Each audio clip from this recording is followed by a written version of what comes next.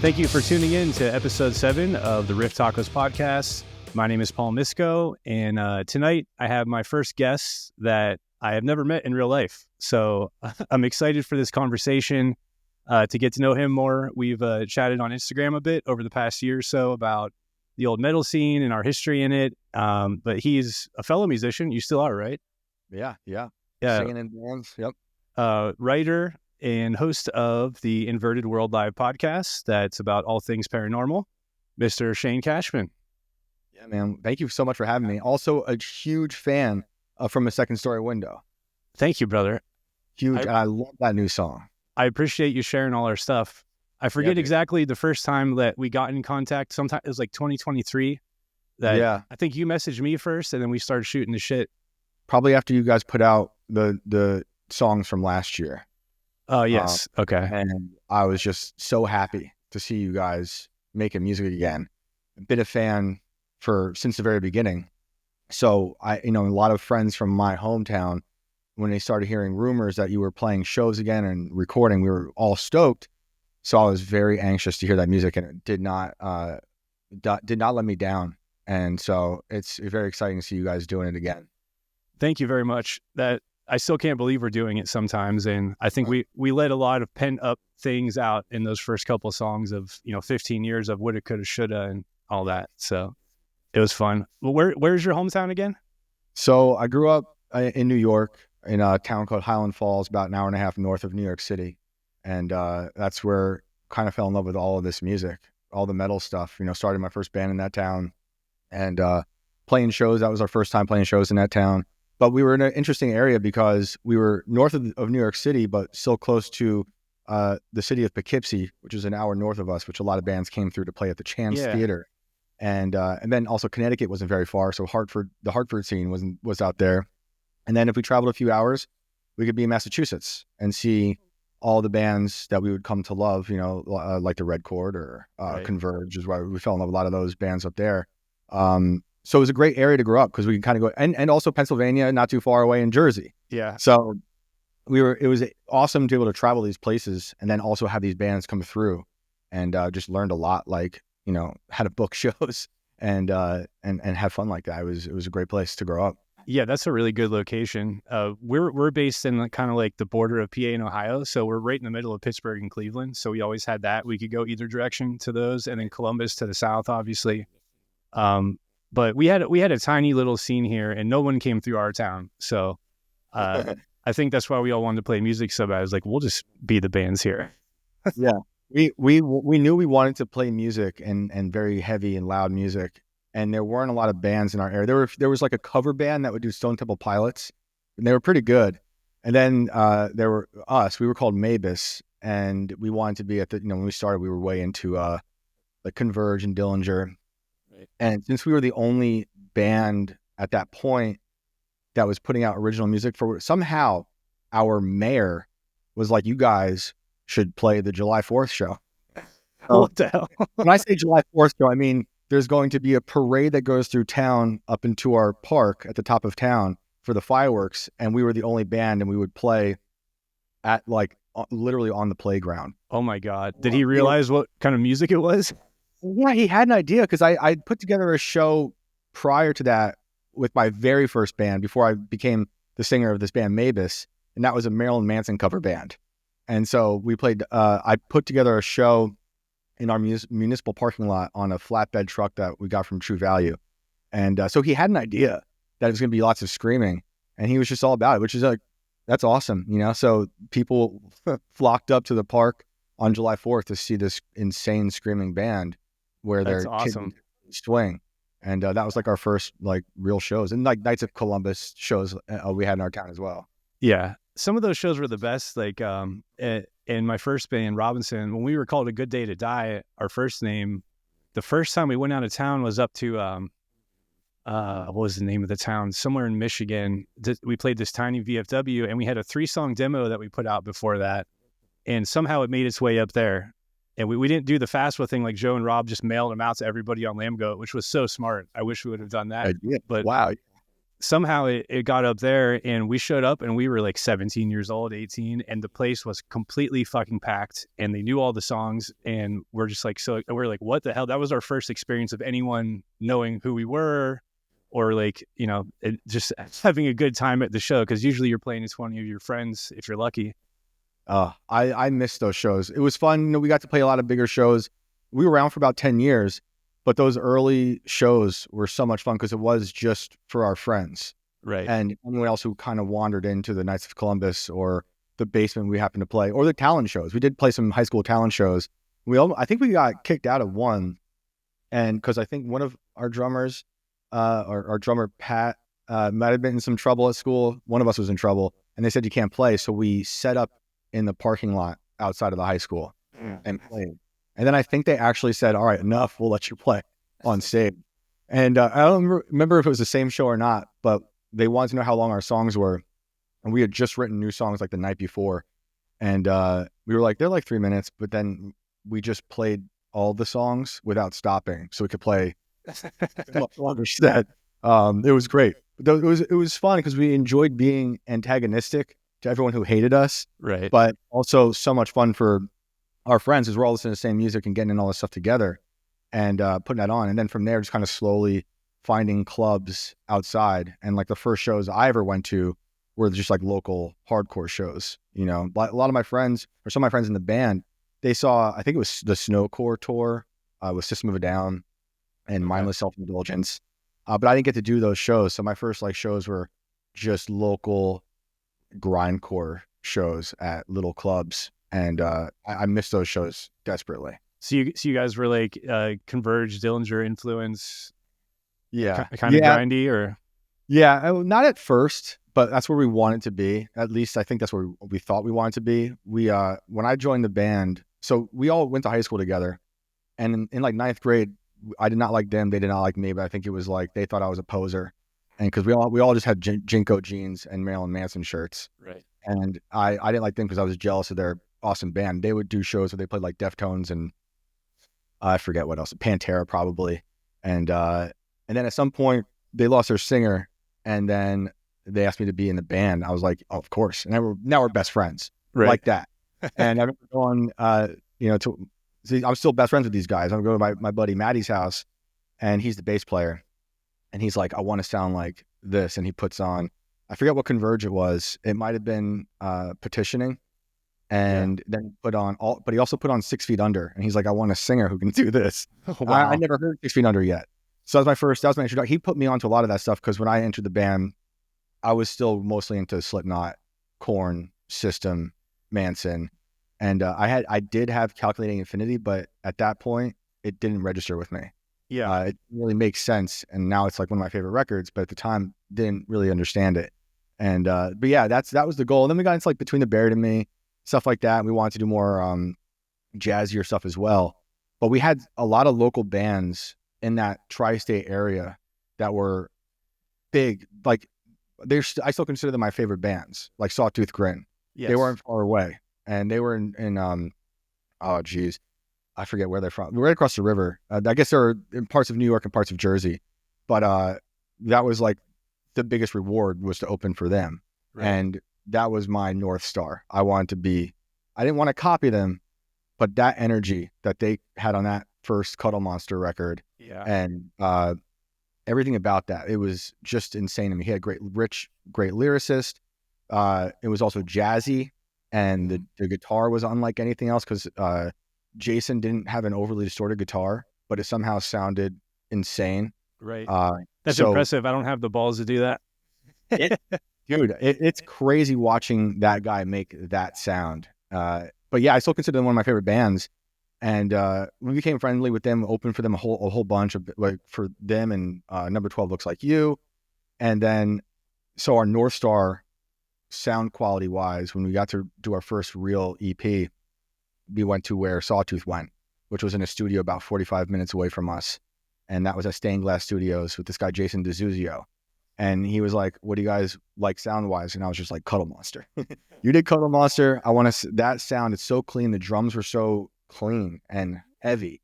And he had a lot of practice. I think he did stuff with Thursday, and he did stuff with Coheed.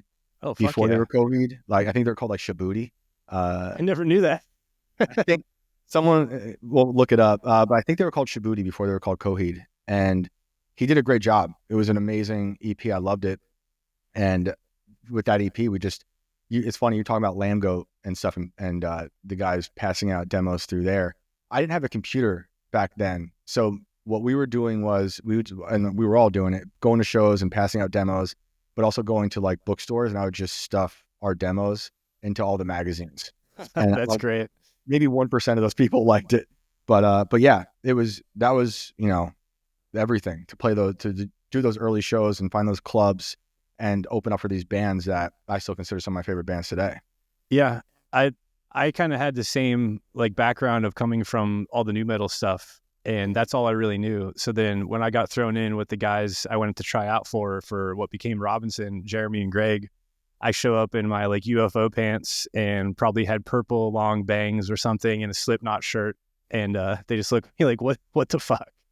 But so yeah, that was all a new world to me. And I was just talking about that with Rob on the last episode, like getting introduced to Poison the Well and Every Time I Die and Norma Jean. And like, it was such a magical era of so many bands. Just seemingly came out of nowhere, this whole like new genre. It was there just waiting for the kids who thought man, I love Slipknot still. But me too. Different feeling when you find Poison the Well. When you hear Opposite of December for the first time, that album has not aged. It's timeless. No, and the production on it too is so good and so unique. It just sounds like that record.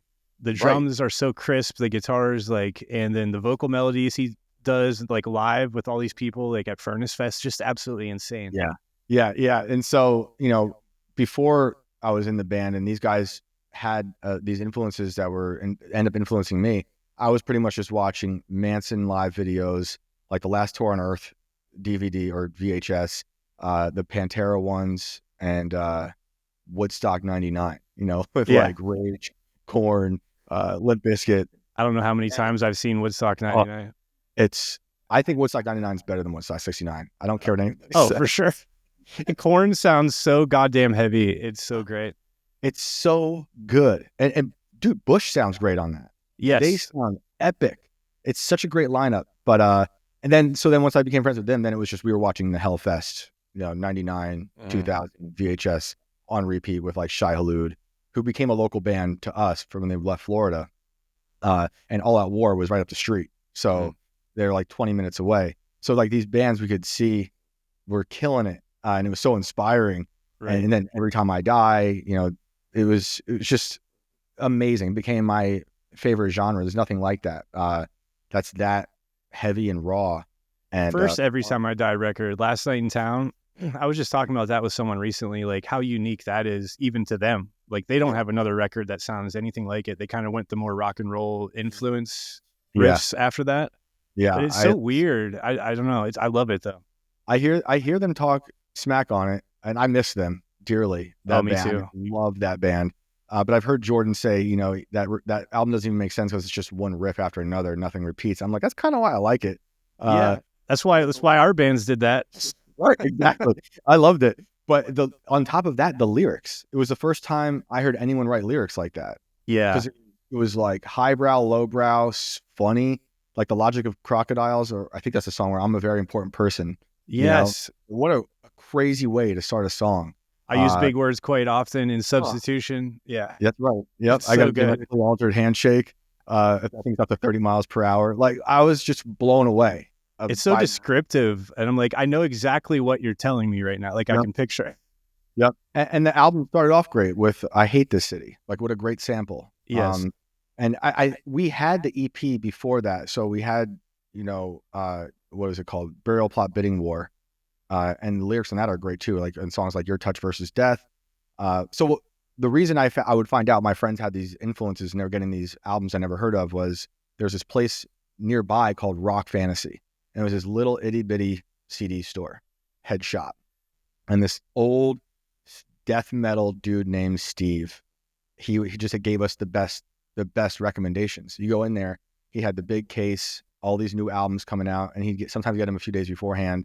I believe the first thing I got from him might have been Your Touch versus Death when I went there, and then the self-title from Between the Buried and Me.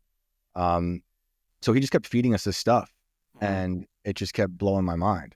And we would just be like, how are they doing this? And we would just sit around in my buddy's parents' basement, fiddling with riffs and building these songs. You know, trying definitely at first to be, you know, we wanted to redo as heavy as Pantera, as crazy as Converge, and then trying to finding our own thing, because we were also big into jazz, and trying to find a way where this is still fun live for people, but because you know, eventually Dillinger, Lie by Mistake, a lot of those crazier jazzier bands are also big influences.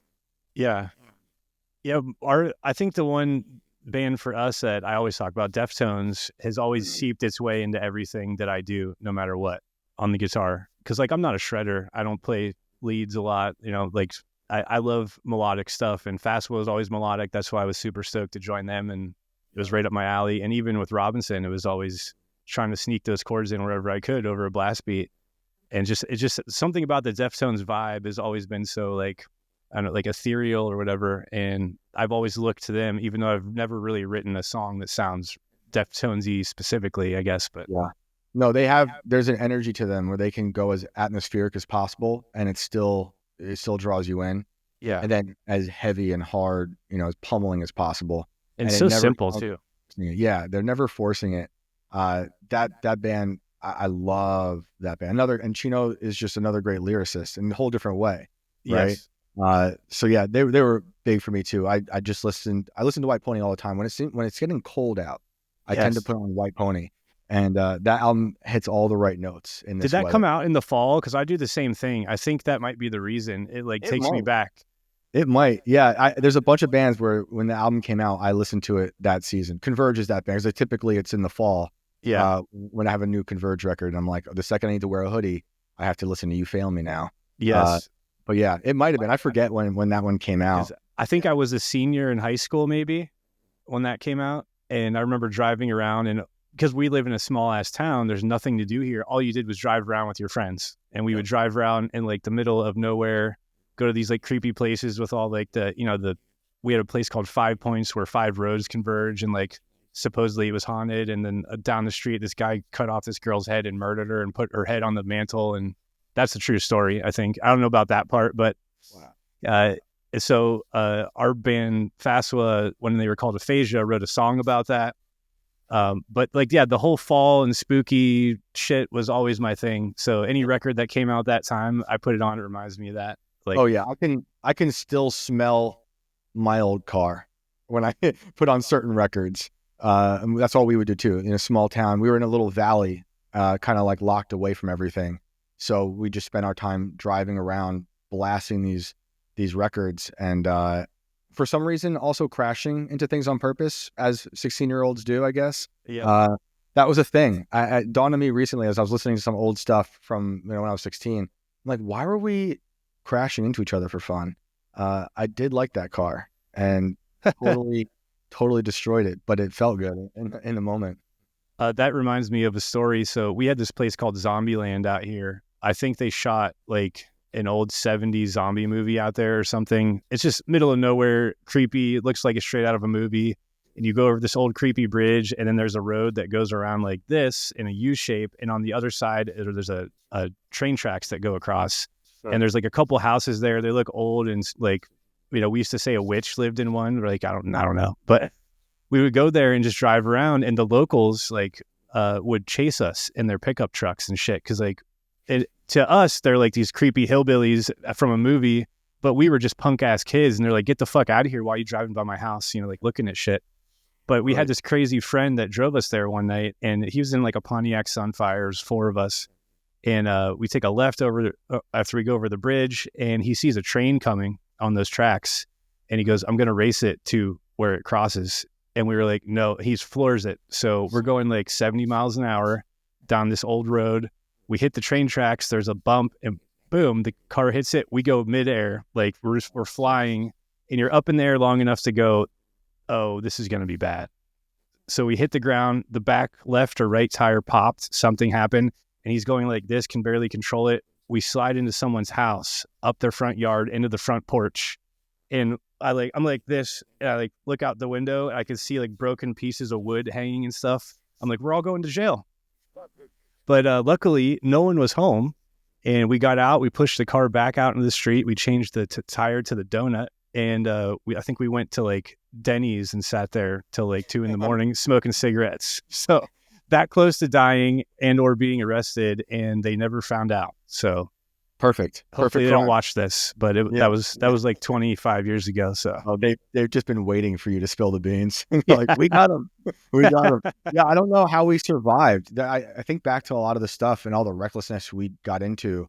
We had the internet. I didn't have the computer at home or the internet. But my friends certainly did, and that's how they were getting downloading a lot of music and stuff. But we got just so much trouble constantly in the real world.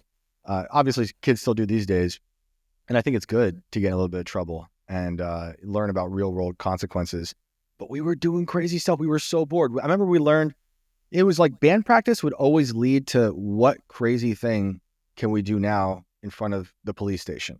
And I forget who it was. Someone realized that the old school coffee creamer powder was flammable.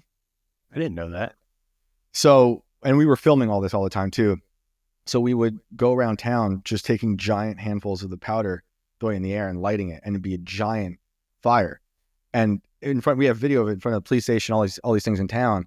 And we were like, if they come out and get us, all we have is lighters and coffee creamer. Right. Like, what is this? That's funny though. Yeah.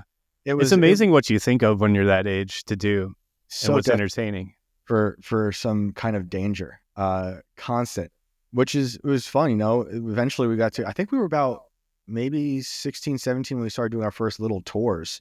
And I was going to ask, did you guys do a lot of tours or? A bit, not like anything too big, but I was thinking, like, I have an 8-year-old. My oldest is 8. And in 8 years, he'd be where I was age-wise when I first started to travel around with a band. And I'm like, that's a blink of an eye. Yeah. That's insane. I can't believe my parents let me take my Kia Rio to Virginia Beach for a weekend to play shows. I know. But yeah, they did. And we put out like 2 little EPs. And we were, I think MySpace might have been a thing at that point. I forget what we were using by that point to book shows. But we had friends. So where we grew up in Highland Falls is next to this military base called West Point.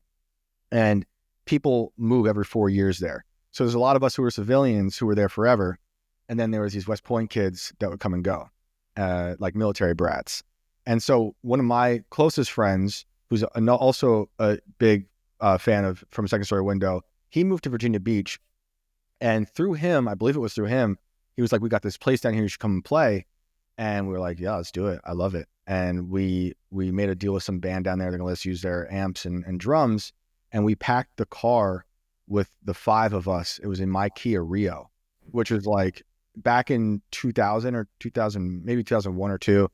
That Kia Rio was like driving Tupperware. And so when you're on I-95 in a piece of Tupperware, I don't even know how we made it there. But people had been listening to us, and there was a decent crowd. And we played at I think it was like an ice cream shop run by Jamaicans. It was incredible. It was incredible. That's so random. And it was not far from the beach. And it was like, I think it was like one of our first, I don't want to say bigger shows, but there's a lot of people there. And they were anxious for us, and they used some of the lyrics. And we went crazy, and we convinced someone at the hotel on the beach to let us have a room because we were too young to actually book a room. We were like, we swear, we're really good. We're musicians. We'll be fine.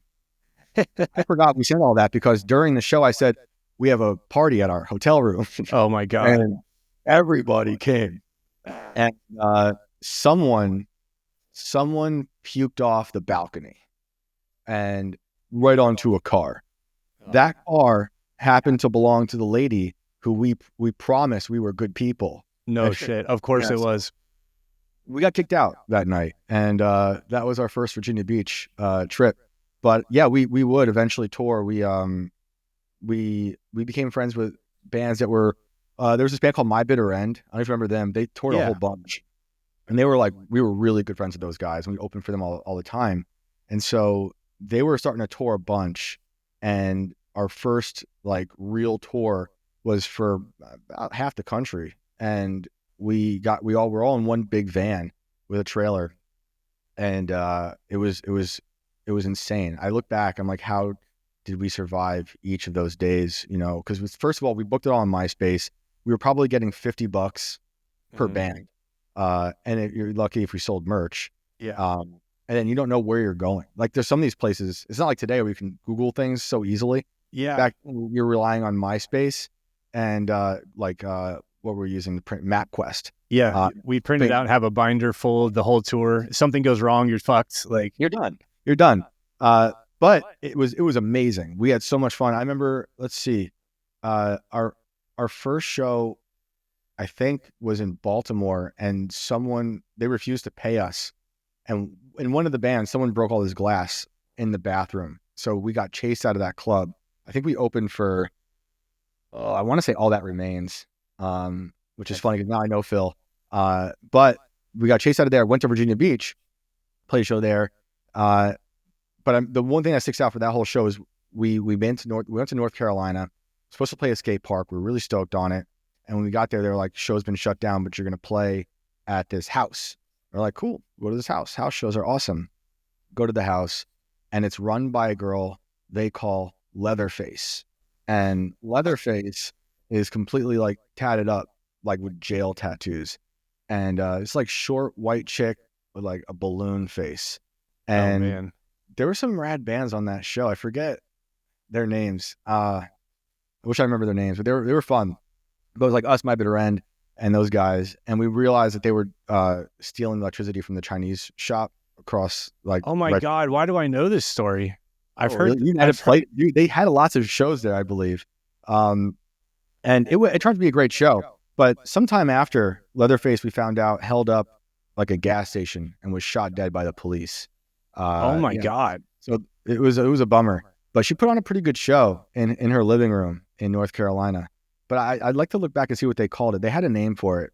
There was a band, I think it was like American Backwards, like I forget how they said it, but they were there too. It was awesome.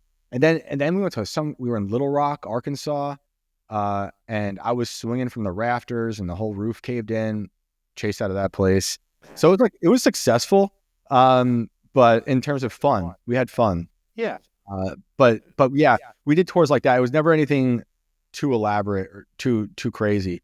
But we got to see the country a lot, which I'm really grateful for. You know, the fact that we got to just have fun for a few months, few weeks at a time, and travel this country and see as much as we could and just play music. That was a dream. That is the dream. Yeah, I mean, totally broke. The beginning of that tour, my Nokia cell phone fell in a river and died. So I didn't have any phone, nothing. So it was kind of beautiful to be disconnected and only playing music and just making enough money for Taco Bell. Yeah. And somehow getting to from place to place. But yeah, it was awesome. Great times. That like everything you just described is exactly the same experience I had. You know, like just I would talk with Nick, our drummer, in high school, and I've said this before on here, but like we would say like if we could just at one point like be in a van playing our songs somewhere else and do that like, you know, for like a week or a month or whatever, and someone cares in another city. Yeah. And that's it. And then the dream was never like, let's make shitloads of money and be famous. It was like, for some reason, just that life of going out there. And I think the fact that you're making no money and you're almost not surviving and you probably have a shitty vehicle, all that makes it so exciting because you don't know if you're going to make it to the next city. Yeah. And it's like, if you make a little bit of money, if you sell some merch, you had a good show, all right, we can keep going for another day. Don't have to go home. It's an extension of what we were talking about earlier about just being reckless kids. We learned a lot of survival skills while also being reckless that we ended up applying to music, whether it was on stage or in the time it took to get from place to place. Yeah. And like, yeah, if someone bought a shirt, that was, oh my goodness, you want to wear a shirt? That's amazing. Yeah. That's great. So never got old. Never got old. And then seeing someone wear it or seeing someone sing along, that was magic. You know, it was crazy to think that we could write these songs in Maddie's basement and then someone in Little Rock knew one lyric like that. Yeah. Was mind blowing and amazing. Yeah. It was never about I always wanted to be. I would have loved to have been on a label and constantly touring. Mhm. I would have been happy, and I didn't care if I was suffering on the road, but just being out there would have been great. And we definitely tried, but our problem was we couldn't like keep a lineup.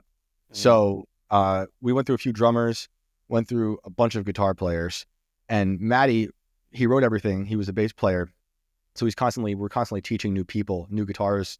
This is a riff, and much like the Last Night in Town album, there's a new riff every time. It's gets to be a bit much. So that kind of slowed us down, which was a bummer. But we played a ton for those 10 years, and the bands we got to open for, those are some of my favorite memories. When we got to finally open for Converge at the Chance. The Chance was like our big venue in Poughkeepsie. So I think one of the bigger shows was the On Broken Wings. What label was On Broken Wings on? Eyeless? Ooh, I'm bad with labels and bands. What they were on some label that did a showcase, and we opened it. And man, On Broken Wings, fucking crazy. Yeah, they were crazy live. It was amazing. So like that was more payment than the payment itself. Yeah, Was to be able to be like, we printed out a paper and our name is on it with these bands that I love. So that was, very grateful for all that and the chance to be able to just play these songs for people. And I miss it. I do play music still, but the touring thing is definitely not going to happen anytime soon. We got 3 kids and work at home a bunch. But there's nothing I miss more than being on stage. And you know what my skeleton misses it. My skeleton does not miss it. yeah. I broke a lot of bones on stage, and for whatever reason couldn't stop, breaking my knee while playing, some of which was on video, and it was terrible. But and I know you guys know, I've seen from the second story window. I think it was before you were in it though, so that's a while back. But there's something about playing that music live where it just all of a sudden you're filled with this insane energy. You become like depraved. Just letting it out, everything you hold in, and especially when you're on the road, like you said, all that suffering, you get that 30 minutes or however long you're on stage every night to get it all out, and that's the whole reason you're there. So it just all comes out at once. All the shitty drive, the not making money, the fuck you, I'm out here doing it anyway. Like all that comes out, and you just want to like throw it in everyone's face. Or I don't know, like how to describe it unless someone else has done it too. Like it's cathartic. It's like you become lightning. And the bands I looked up to the most and still do, when I eventually fell in love with Dillinger and then seeing them live, I'm like, that's it. They're matching the energy on the album. They're going beyond the energy on the album. Honestly, they're adding to it. Some bands you see live and there's something muted about it. At the Drive-In was a huge influence on me. And I am obsessed with Relationship of Command. And that's one of those bands where you see them. I never saw them live in person, but I've watched all these videos, and those guys were just maniacal. Insane too. Oh man. And nothing like Dillinger as far as music go or Converge, it was heavy in its own way, but it's very melodic, and you wouldn't expect the amount of insanity on that stage for what you're hearing on the record. It was totally bananas. I remember like a favorite memory of seeing any band, and it's Dillinger, is I'm standing at the Chance again. They're playing 43% Burnt. It's the last breakdown. It's amazing. I'd seen them before, but now I'm really close, and they're right there, and it's so loud. And some dude jumped off the balcony above me and landed on my knee, broke my knee after I just got done healing my other broken knee from playing. And I was like, this is amazing. I wasn't even mad. I literally, there was not any, I was like, well, that sucks. Don't care. Didn't care to find him. I hope he's okay if he's out there. It was incredible. That breakdown, the pain, it just made sense. I'm like, well, that's a way. And then my buddies walked me off to sit in the back where the band Shat was. Remember that band? Who? Shat. It was one of the original guys from Dillinger. They all wore like dildos on their helmets. So I don't know why I don't know that. I would definitely remember that. Forget someone in that band was in Dillinger at some point. I don't know if it was a bass player or guitar player. But when I limped back to the VIP room to wait to go home, because I let my friends finish the show. I'm like, I'll chill. I'm fine. Well, I can hear Dillinger from through the wall. I'm sitting there with these freaking guys and these dildos on their helmets. I'm like, oh, what's up, Shat? Uh, but yeah, like that, there's nothing like that energy. There's absolutely nothing like it. And I love going to shows, seeing all types of shows, but nothing ever matches, like, so the first time I saw it from a second story window, I think I told you this before. We had probably 2 EPs out at that point, and Derek was in the band still. And he was like, oh, I'll get this to Black Market. And we were like, holy crap, Black Market activity. That's number one. Never happened, but it would have been awesome. And but there to see Derek and the band, and I forget what song it was. I think it was Vespers. This dude, Derek, climbed up somehow while playing guitar, climbed up to the rafters, hung upside down while playing, and it was just he was a monkey, dude. That dude was insane. Because I was going to all their shows, as a friend and fan, and we grew up in the same town, and he was always doing shit like that. And it's like, he'd be gone off the stage, and then all of a sudden he's up here on top of something behind you, and you're like, how the fuck's he doing that and not losing the guitar? He was a wild man for sure. Sounded great, man. Ohio is such a great place because it also gave birth to Marilyn Manson. Oh, that's right. Yeah, it's weird that that Manson. I remember playing shows in Ohio. It was always great. I think the thing with like New York, we had awesome shows. It was always fun. But something I realized when we started playing out other states was some places didn't have a lot of bigger shows like we had with the Chance or in Connecticut or in the city. So anything was awesome. Even like little band like us, when we came through, there was always that energy and depraved. But yeah, I mean, thinking about playing live and stuff and watching someone like Marilyn Manson play live shows was just, I was like, that's how you do a live show. Yeah. And he's I mean, it was next crazy. level. It was crazy in the late 90s, but there was nothing like that. And that was, I think, a real big influence on me on like what it means to be on stage. What I thought was interesting, to just be up there and cause total mayhem at your own peril, honestly, because I'm sure it hurt him. Yeah, for sure. He's got a lot of bones sticking out at some point. I'm lucky in my on-stage injuries. I only got my nose smashed once by Joe's elbow. We were playing, I think it was the first show of a tour with like August Burns Red and sick. Light This City, maybe. I can't remember who else was on it, but it was in Pennsylvania somewhere. And we're on stage, and Joe plays real hard, and he's a big, meaty dude. And he's strumming real hard, and I just turned at the wrong time and elbow, boom, right to the bridge of the nose. And I was sure my nose was flat and that blood was going to come gushing at any moment. And I just leaned forward waiting for it, and I was going to just let it go all over the crowd, but nothing came out, and I was lucky. And so I just went back to my amp, and I went like this. It just kind of put it back in place. And I was like, I'm going to look in the mirror later. It's going to be going to the right, but it was fine. So, but that was the worst thing I got, and it didn't hurt that bad, but I know it in the moment. It was the adrenaline keeping the pain away. Yeah. So our bass player, Maddie, he had a habit of doing like one of these with the bass, and that would get me a lot. Yeah. And I'm sure I got him a lot. I would do a lot of mic swinging, and I know it hit him a bunch. So I got him back. But the worst, I guess, was the knees. I really did a lot of damage. I'm going to start feeling, I'm like a geriatric already. I can already start feeling my knees just go. We were playing one show, and on the last song, I jumped up and it just came down weird, and my whole left knee just was not happy. Whole thing. It was like Halloween. I was in dress pants. I was dressed like a mobster for some type of photo shoot we did earlier, and I had fake blood on me. So I was already primed for pain.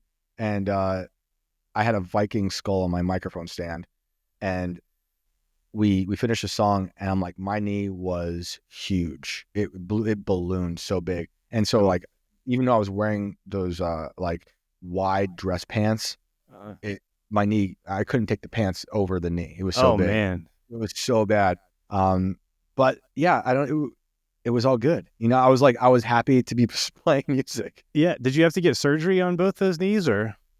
Not the one from the Dillinger. That one, they set it, and I was in like the soft cast for a while. The other one, they had to open up, and it was some meniscus work, and they were trying to do something without opening up the meniscus, but they ended up doing it. It was like a 6-hour surgery. So that was a bummer. But like, I grew up as a barrel racer, like riding horses. For like nice. 16 years. So my knees are destroyed already from from those years. So I think I learned a lot from the horse riding days. I grew up on a farm where I'd been beat up by the horses, constantly bit and fallen on top of and kicked. Had horseshoe prints on my chest for like 5 months at a time. Had my fingernails bitten off. So by the time we got to hardcore shows, I was like, this isn't so bad. Yeah, dude, that's really cool. Yeah, I've never met anyone that's done that in real life. Just watching Yellowstone and then like, who are those people? Yeah, it was a weird way to grow up because my parents, they met as harness racers. They were the people who sat in a buggy on a horse and raced. And that industry just died in the mid 80s. And when I was about a year old, I was born in 85, about 86, they had to get out of that business and they got this opportunity to manage a farm in New York. And so we were in the city at that point and we moved up. And so I was on a horse at a year old. I was burying horses at a year old. And that was just my life for 15, 16 years in the middle of the woods where, the love of music came from those woods. We were totally isolated. I had no neighbors, no internet. Unlike everyone else in town, just down the hill, we just didn't have anything. We weren't like insanely poor, but we weren't, not poor. Right. We had a TV, it had a few channels, but we were outside all the time. And I was learning to just be alone a lot with the horses and making mixtapes. I would sit at the radio. I had this radio. Remember those like dual cassette radios where you could record off the radio and then bounce it to the next tape with the tape and make your own mixtapes. And I would make those tapes and just tape the Walkman totally shut so I could just press play. I guess I would press play, then tape it so I could put it in my pocket and then ride either the horse or my bike through the woods and just go crazy. But that's like even before I was into metal, because it all started with like my parents raised me on Sabbath. My mom was a big Sabbath fan. And he's a big Sabbath fan. So from her, I got Sabbath and Bowie. And my dad was big into like Hendrix and the Beach Boys. And God, so your parents are cool as fuck. They were cool, man. They are cool. And it was great to have. And they had all the records. So we did have a record player. And so that was huge. Like hearing Iron Man as a little kid, that was like, this is mind blown. Mind blown. And then, hearing the Beach Boys, I liked as a kid, but didn't really understand. Like now I consider them one of my favorites ever. They're so good. Once I got to Brian Wilson, once I saw a lot of the other stuff going on here that he's doing, he's a madman. But my dad is into the Beach Boys more for like the Surfing USA stuff. Yeah. And he's not as much into the Pet Sounds or Smile like where I am, But so I had that. And they were very supportive of me just being into music. So through the radio, I would hear Ace of Base and I would hear TLC. And I was like, this is the shit. So my first cassette was, I think it was Ace of Base. Yeah, my first cassette was Ace of Base. I Saw the Sign. And I'm just rocking that. I'm on a horse rocking Ace of Base. I'm like, this. That's awesome. And at the time, I'm like, I'm also thinking I'm going to be the next Michael Jordan. That was my goal in life. I'm going to be on the Bulls and I'm going to be Michael Jordan. Didn't pan out, but I would do like, I'd have my cassette player on me. I'd do trick shots on my horse while standing on him. Like, it's the only way I could dunk was on my horse's back. So I had that, and then TLC, and then we had Hot 97, which is a rap station near us, and that's when rap was my first real love. Rap was like when I found Busta Rhymes and WuTang Clan. This is it's over. This is the best. And so then they would end up in my rotation for either playing basketball or riding the bike and the horse. So I was deeply obsessed with music, and I always had it in my mind that somehow I'm going to be on stage singing. I knew I couldn't rap. I tried. I definitely. So you always wanted to sing from the start. Always wanted to sing. I would sing I would have a ruler, and I would just sing along like it was a microphone to everything, and it was on the radio at that point. But Busta Rhymes, that just changed everything in the way I saw music. I didn't know you could sound like that. And, or the videos, I didn't understand, like, this is the whole aesthetic. Just breaking all the rules. Yeah. It was great. And then the WuTang Clan, when I first heard ODB, I was really into like ODB, DMX, and Busta Rhymes. and they're kind of similar in a way in their delivery, and they're kind of like they have that scary-ish energy, which is very appealing to me.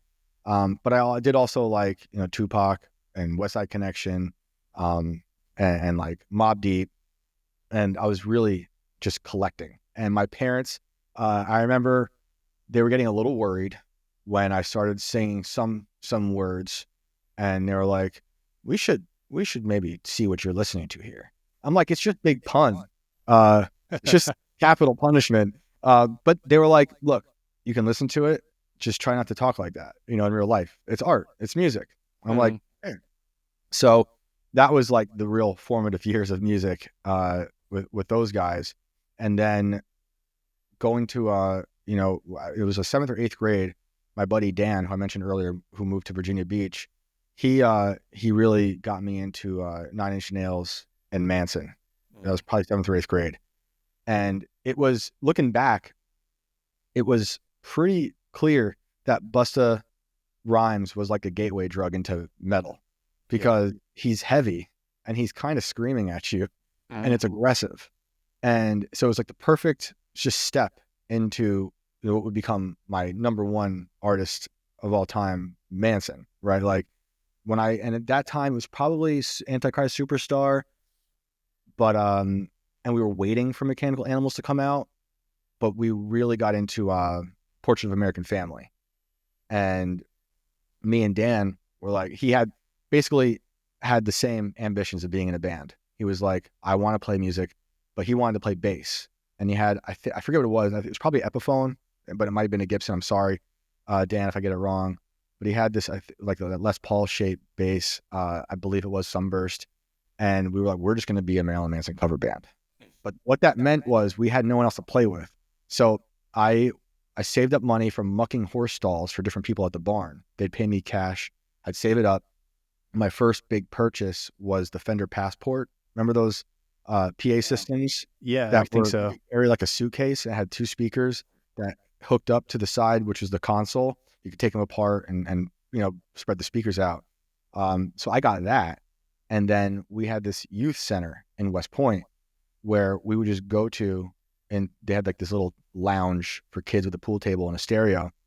And our Marilyn Manson cover band was just me and Dan, him on bass, and then Portrait of American Family playing on the stereo.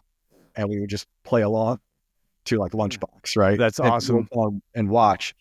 It was cool because, at that point in that area, in fact, the military people, a lot of them were quite religious. And then here we are waltzing in with ball chain necklaces and spiked hair and black nail polish. Yeah, that's not going to go over well. Totally fine. They was very really?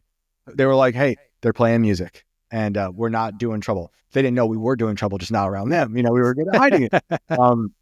But yeah, they were like, play in here. It's cool. Very supportive. That's awesome. So it was incredible. So that was like our first thing. I think the first song I ever played live when we did have a band. So that band would evolve to having a drummer and a guitar player. And that evolution would then go back to what I was saying earlier with that parking lot show I put on in the middle of our town. And I think the first song we played was Sweet Dreams, the Manson cover. I could be wrong. If that wasn't our first show, it might have been a talent show where we did the Nobodies. By that time, Hollywood had been out. And that the anticipation for Hollywood was unbelievable because, for those who don't remember, Mechanical Animals, Manson put out Mechanical Animals. Columbine happens when I'm in 8th grade, about to go into high school. And then, everyone in the news is blaming this artist that they think is the cause, because of his music and his lyrics. And he made those kids do it, which is totally false. They weren't even fans of his. But then everyone around, not everyone, a lot of people around would then look at the Manson fans as being like, oh, they're dangerous. This is dangerous now. Yeah. But it wasn't the case. But however, we, in that lead up to seeing Manson totally attacked by the media and everything, then to put out Hollywood, it was like, you're watching your favorite artist. How is he going to respond to all this? And Hollywood was just like, I love that album. I love Mechanical Animals. I love them all. But Hollywood is just a monumental album I love that album. I love the way he responded to everything. So yeah, we played the Nobodies off of that album at a talent show. But yeah, that band lasted for just a little bit because Dan, his family would move. Like I said, the military family. So that was a real bummer because he was like my one real friend. And I was like, we're going to be a band. It's going to be sick. He'll laugh when he hears this. I forget what we called ourselves. So the name was so bad and it was my fault. I forget what it was, but I wish I remember I wish I could remember, but it was a really funny band name. And coming up with band names are the worst. It's the worst part of being in a band, I think, because everything sounds dumb until the music and the image and everything makes it cool. Right. But it takes a long time to get there. So until you get there, everything sounds so dumb. And you have all these reference points that you love that have sometimes decades behind it. This weight on the name. And you're like, oh man, everything is bad. But like I was really bad. I forget the name. But yeah, so he moved and I was bandless. And then these guys, Maddie, like I was mentioning, I remember it was like I was walking into town at the end of probably 9th or 10th grade. We just had finals, walking into town to get Mexican food, my preferred meal. And they pulled over. I'm like, oh, what do these chumps want? I don't like these guys with their Jinko jeans that look just like mine. And they picked me up. They're like, yo, we want you in the band. And that was it. And it turned out that they had a very similar taste. Although, like I said, they were already into bands like Converge and like Most Precious Blood was big for them, and Shadows Fall Me Too eventually. They were also huge into rap, but they were into like Pona Noriega, like CNN and stuff like that, which I love now. And then we would then get into rappers like Aesop Rock, love him. Underground type rappers, LP, all the stuff on that old was it Rhymesayers label was epic. So then we started that band and started writing immediately, and it was great. And so in our little town we had this like drug dealer, right? And that's who we got our nickel bags from, and he was a nice guy. When you go and get what you need from him, you have to go up to his little house, and he had a booth for kids who were trying to be rappers in the booth. And I remember one time one of the guys went there, and there was someone in there just rapping "Chicka Chicka Cheese Sandwich," sick song. So Trevor, he was like, "Yo, we want to put you on our label," and I was like, "Cool, let's do it." So he put together a label. It's called Eye for Eye, and which we liked because it was kind of like reminded me of like Soulfly and Sepultura stuff. Yeah. And he never really put out anything for us, but he made us stickers, and our first stickers were from him. And Maddie designed it. Was just like our band name and like bloody. It was like just dripping blood, right? And those stickers were everywhere on every stop sign, and everyone knew who it was. I don't think I got in trouble for that one, but like. Through that, he put on like a show for us at one of the middle schools. This is like, we played really weird shows for a very heavy nu metal band. The 4th of July parade is still amazing. 4th of July, talent shows, the school at the middle school, the show at the middle school, backyards, we did birthday parties. And then another one was, we were like 16, 17, and someone booked us to play a show at like this campgrounds, but 10 minutes, 15 minutes away from our town. We're like, cool, let's go. And we showed up. I guess I could be wrong about exactly what it was. In my memory, I remember it being some type of like swinger porn show. Oh shit. I didn't see anything, but there was a weird vibe. And when we got there, they were like, who are these kids? Like, it's the band you booked. Like, how old are these kids? We're like 16, 17, like, you can't be here. And they kicked us out. I was so mad, dude. I was so ready. You know how it is when you get ready, you're amped up, you're ready to play a show. You show up and no show. Woo-wee. But so those were our first shows. And then from there, there was this place called Club Culture in Chester, New York. And that's where a lot of our early fun shows were. That's how we met the guys in My Bitter End. There was like a battle of the bands situation. And I forget who won it. It was like all types of bands. So it wasn't just like heavier bands. It was like rock bands, all types of genres. But it was a fun way to just meet other guys playing music. in the sort of local area.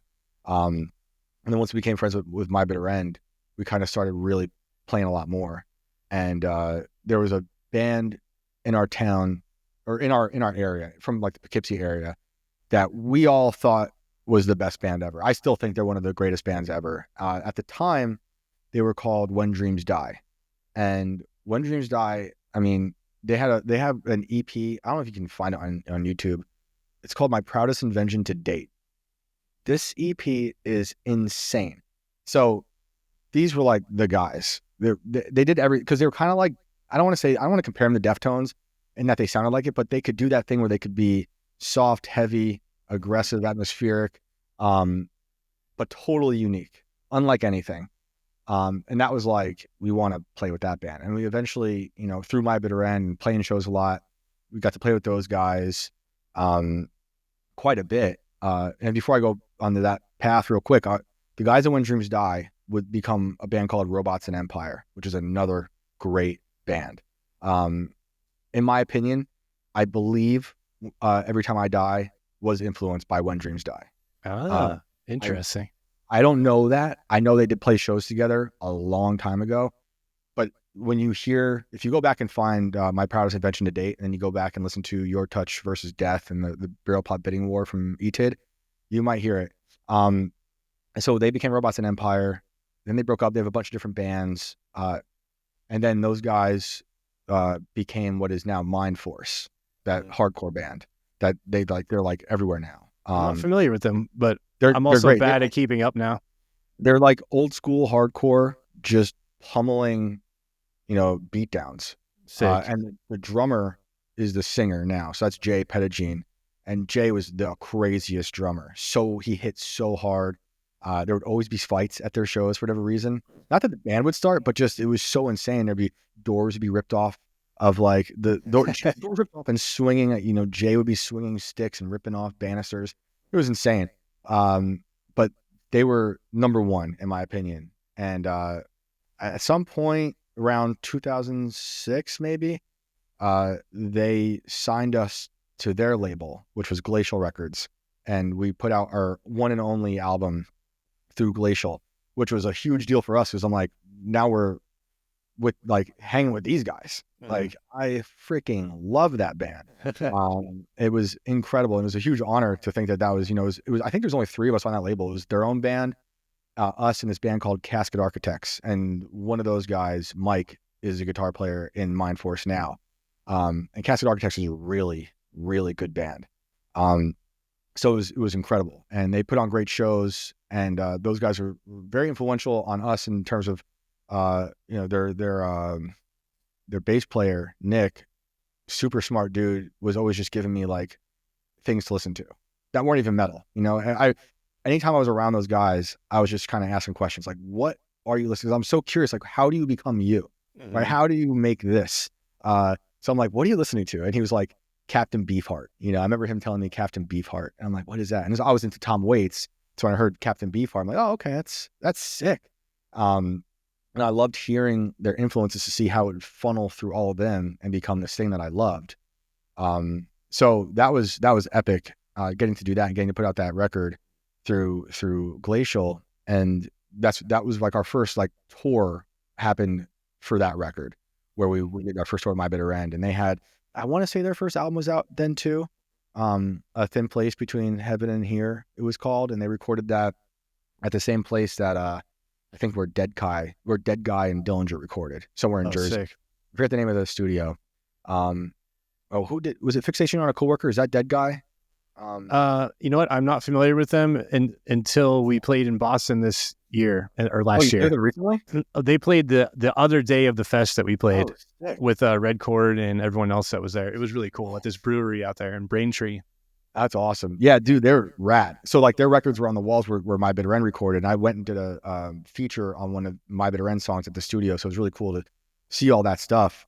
And then so yeah, that led to us touring, which was incredible. To okay, maybe we'll sell some albums and some shirts, but then just promote this thing that we spent a year writing, going to the studio with, and kind of like really expressing ourselves for the first time how we wanted to. And I think right before we recorded it. We had lost a guitar player. So we recorded with a brand new guitar player. We tried to be a great friend. It was another one of the instances where like, we got to teach you everything now.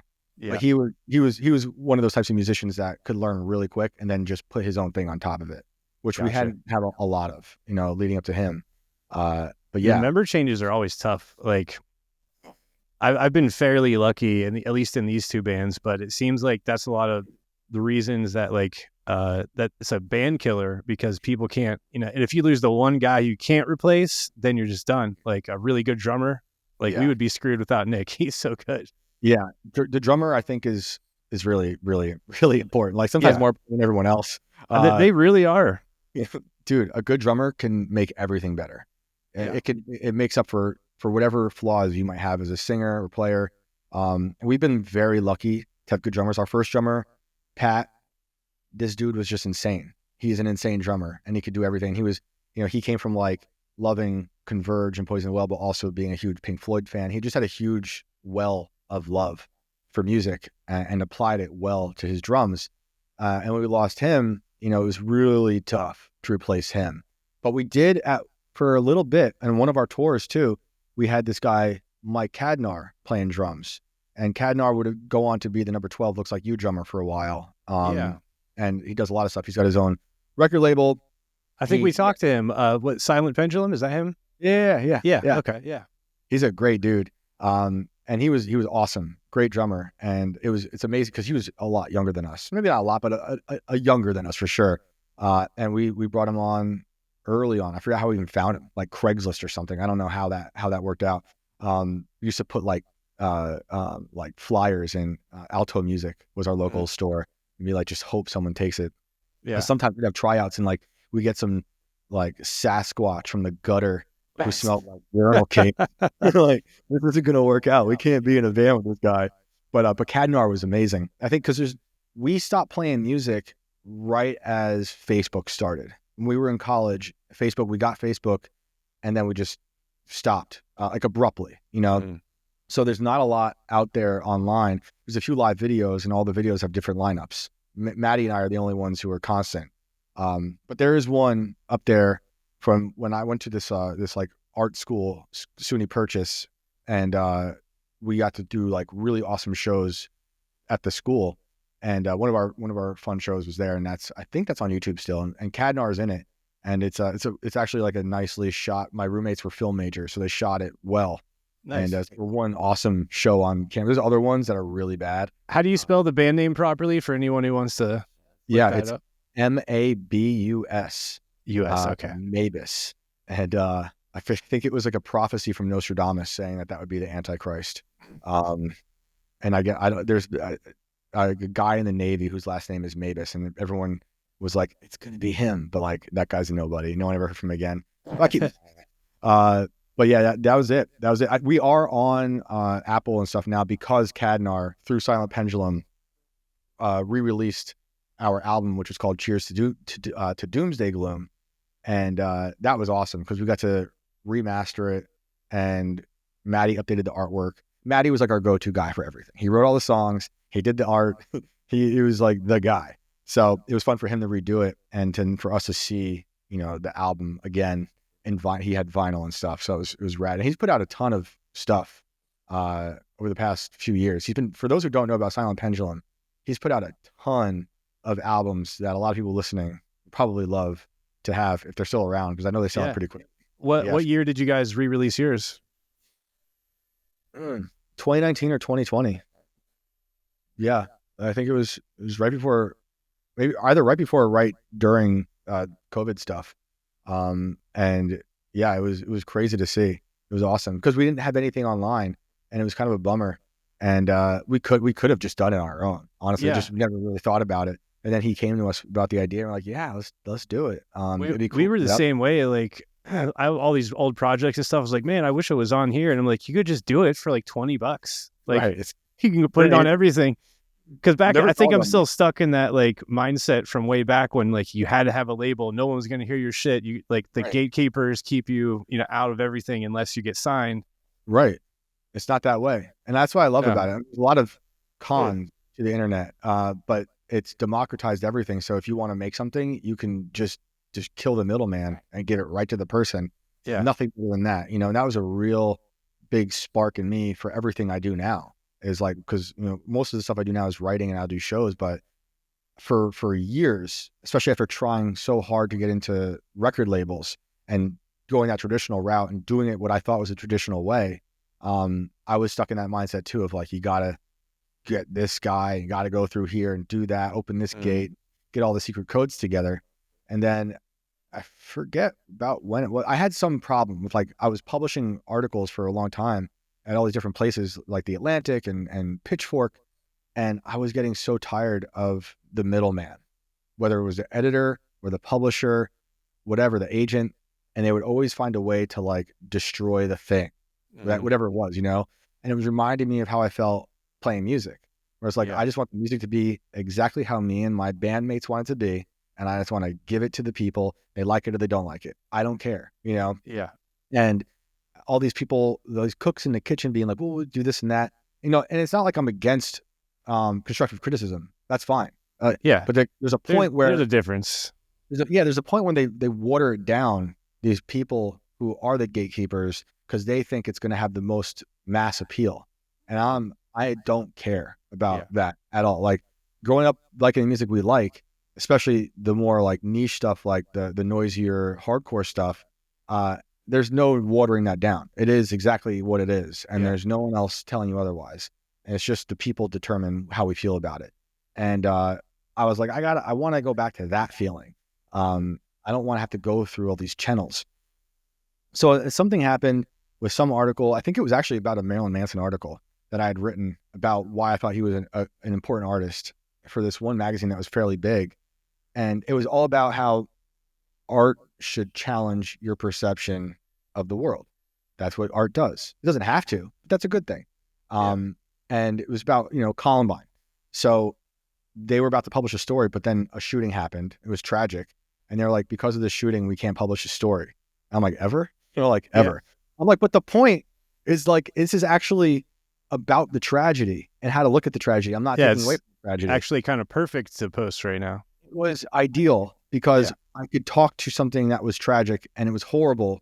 But that's the whole point. And like, you take the art and you use that as the prism to view all these atrocities and all the many angles you want to look at it through. So that's when the spark went off. I'm like, okay, at that point, there was like WordPress was big.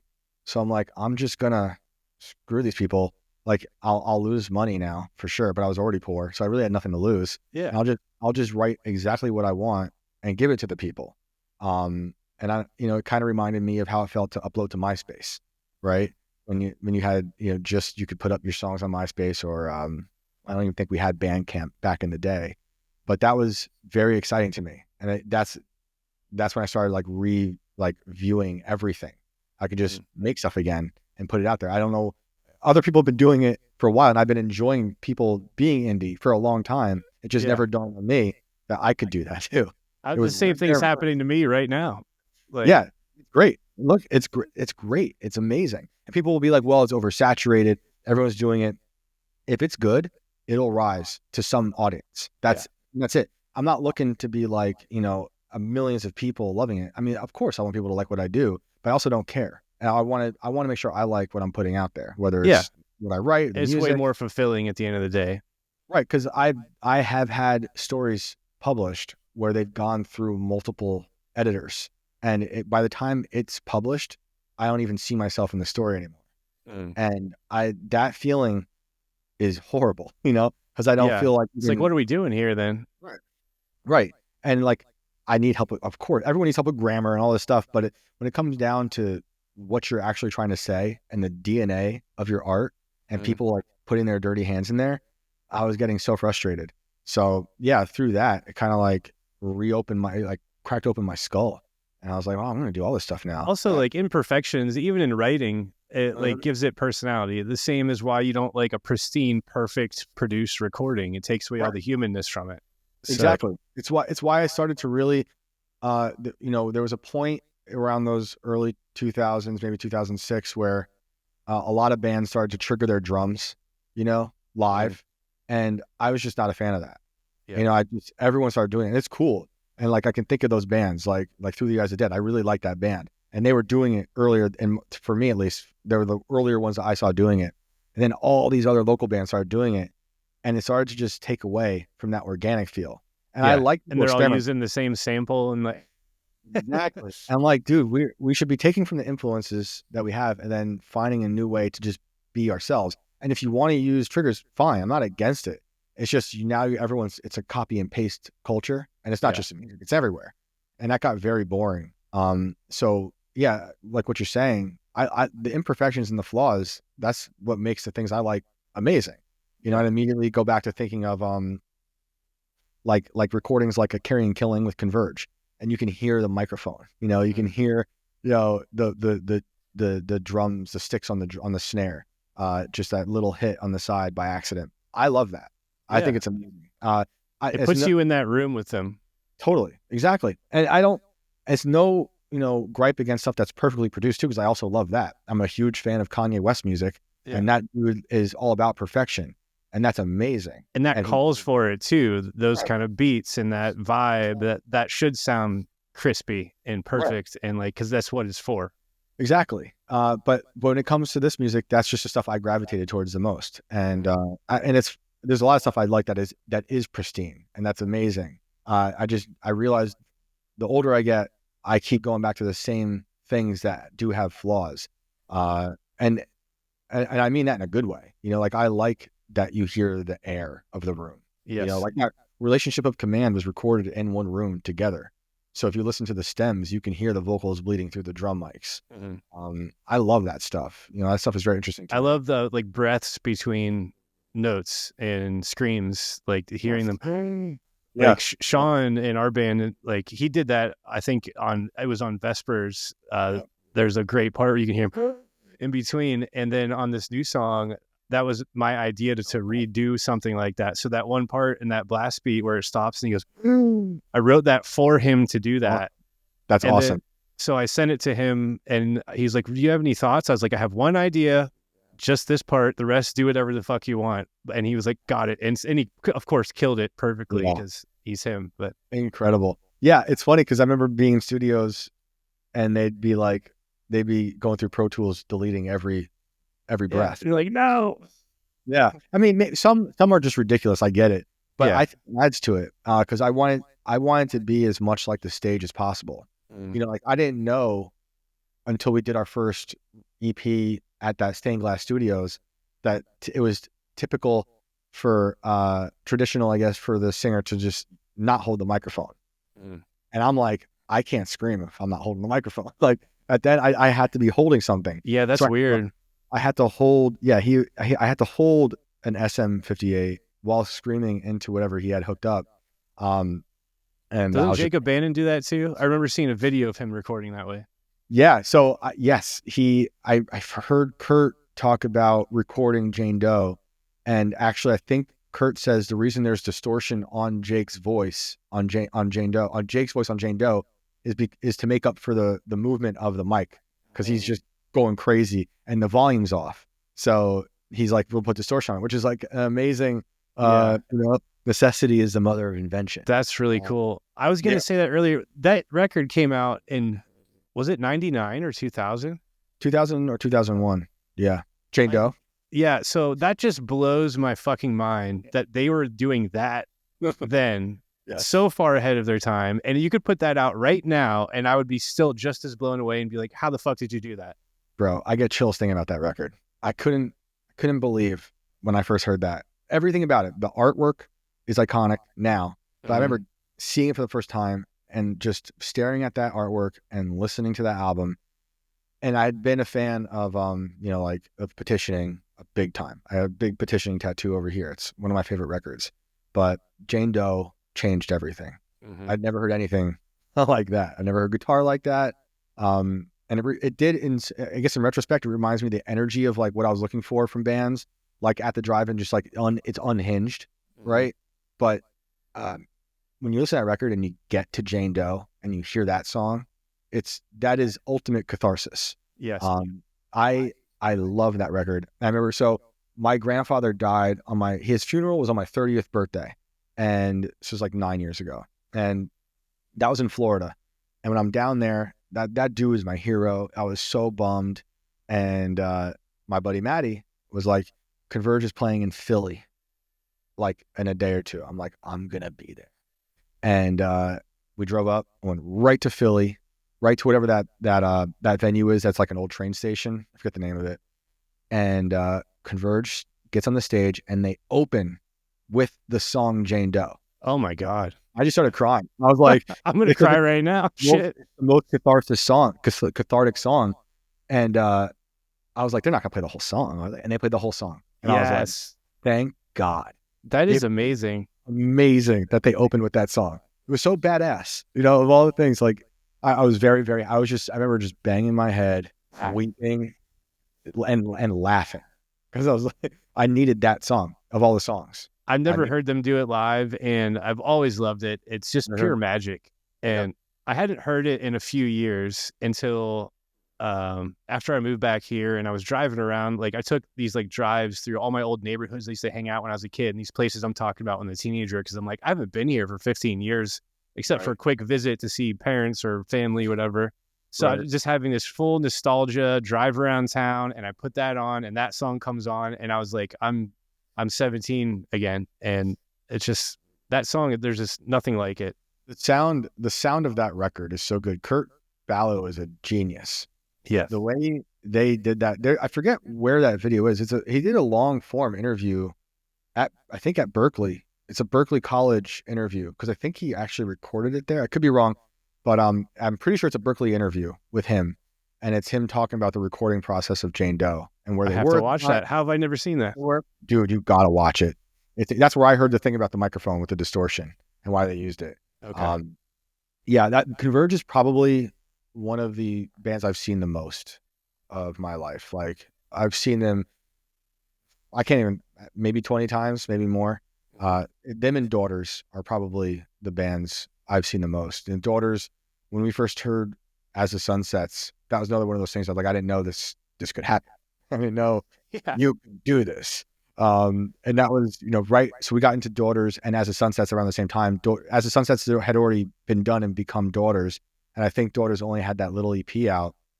And so it was great to have the As the Sun Sets stuff and then wait for Canada songs. When Canada songs came out, we were just like, well, that's a wrap. This is amazing. This is as good as it gets. This record I could listen to 1,000 times in a row. And it's still shorter than other records. And his lyrics are incredible. So they were another big influence on us. We never really sounded like that, but it was just that energy. Like, saw them live, it was unhinged. And I didn't understand how Nick even played the guitar. I don't even know if Nick was in the band in the beginning, actually.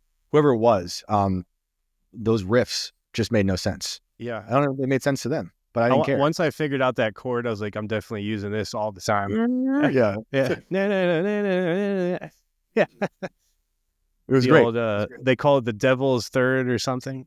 Is that what it's called? I think I heard that the other day because I don't know shit about music or chords or anything. Awesome. That's good. I don't think. But yeah, it's just 1, 2, 3 up at each string, 1 fret. It makes that sour, dissonant chord. That's amazing. Yeah. I love that chord. I love that sound. Daughters. I like my top 3 bands. They're all together. Like Beach Boys, Daughters, Kanye, and Marilyn Manson. They all tied for first place. They're so important to me. But Daughters is one of the only bands that has kind of been a new band every record.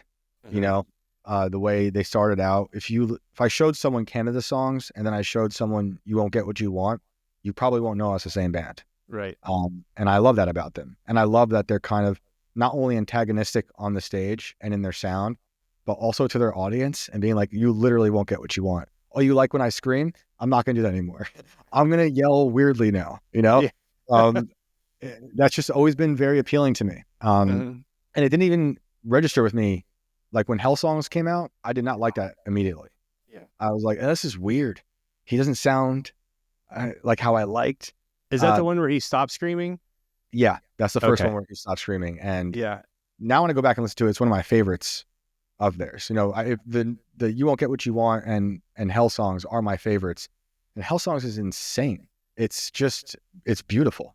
His lyrics are amazing.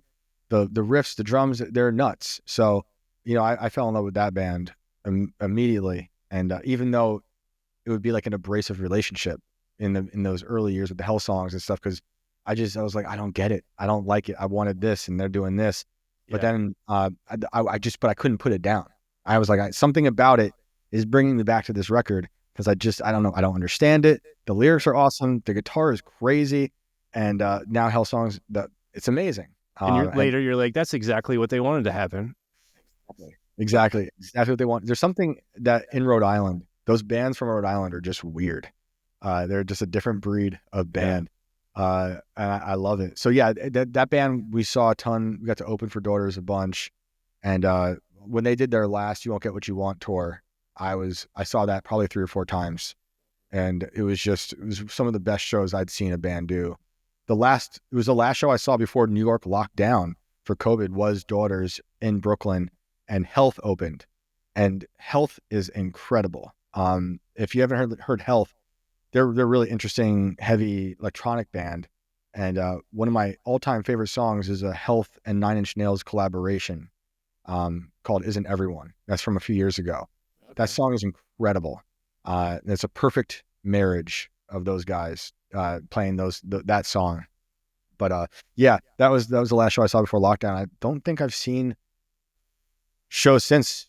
Oh, I saw Pantera in quotes. Yeah. I saw. How was that? It was incredible. I saw Lamb of God open for them, and it was in Virginia. So it was like a Lamb of God, hometown show. And they were amazing. And I hadn't seen Lamb of God since the early 2000s. They killed. And I was nervous because Pantera is another band I love a ton. And, when I was in Texas, I had to make sure both times to visit Dime's and Vinny's grave. I happened to be near it. I'm like, I got to say hi. And I was worried because I knew they were going to be competent, but I was worried for Phil. Like the whole thing, I was upset, but happy. Yeah. Is the energy going to be right? And they destroyed. It was so good. They all sounded great. The band was so tight, and they had video of Dime and Vinny playing behind like the whole time. So it was like they were almost there. Oh, that's cool. The entire time. And it was very much a tribute. And, it was the last leg. I think it was the last day of that tour, that leg of that tour. And Phil was saying, my voice is gone. My voice is gone. So the whole crowd just sang every word. And so it was like we were all the singer. And it was really, really, really good. So there's no better feeling than being in a crowd like that, like where everyone's singing, and just, or actually, I guess the better feeling is being on stage, and that's happening for your song. But right, yeah, totally. Just the energy of just being in that room, no matter where you are, is just incredible. It was epic. And then, I saw Marilyn Manson on this new tour he's on, or he was on with, and Slaughter to Prevail opened. And I was very interested in seeing that band because I see that guy on Instagram wrestling bears. Yeah. And I'm like, well, that's a great singer. Everyone's wrestle bears. If you're a singer in a heavy metal band, you should wrestle bears. That dude is a maniac, and that band was pretty good live. I'm not the biggest fan of their music. I don't listen to them all that much, but I appreciate it. And I really like his whole thing with the bears and the tigers. But I like his whole persona. I think he's a cool dude. Yeah, and he's like that one clip of him that's like gone viral of him screaming with the mic way out here, and you can hear him. Like, he's got a very beastly voice. He did it live. He did it live in front of me, and it's terrifying. It's great. He's great at it. So it was funny to see that band open for Manson. But Manson came out, and that was my first time seeing him live. Killed. It was he looks great, sounds great, and he sounds like he did when I used to watch the videos in the late 90s. Just a great scream, great singing voice, and super engaged, and the audience was just like ready for it. It was awesome. I think I got to see him once at Ozfest 2000 or 2001, whichever one he was on. And I think he came out with the stilts and all that. Yes. And I didn't appreciate it like I would now. I still liked him then, but I was there for Slipknot and like whoever else was on that. That was a stacked ass lineup. I looked it up not long ago, but I forget who else was there. Like Linkin Park was there, Slipknot, Manson. what Crazy Town got booed off the stage. Hey, rest in peace. That guy just passed away. Oh, that's right. He did. Yeah. My bad. I liked Butterflies. I'm not going to lie. It's a catchy song. I can't imagine being that band on that lineup. That's tough. Yeah. It's a tough sell. I don't know what you would like classify that music as either. It's not really pop. It's kind of like, it was kind of like that emo trap before emo trap, you know, like Lil Peep. Remember that kid who died too soon? Yeah. They were kind of doing that 30 years ago, 20, how long ago that was. I never listened to anything else from that band, but I did appreciate that song. I wish I saw Ozfest. That was one thing I always wanted to see. I never got to go see live, but I listened to the live albums a ton. Like those early Ozfest years were just monumental. You know, Slipknot and Korn were. I don't know if Korn did Korn do Ozfest? Probably. They think they had to. They weren't at the one I was at, which I was bummed because it would have been like I had everyone there that day.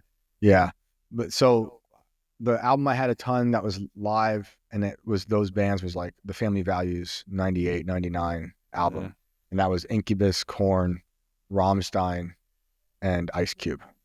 Wasn't Limp Bizkit on? Limp Bizkit, yeah. I was like, that was my jam.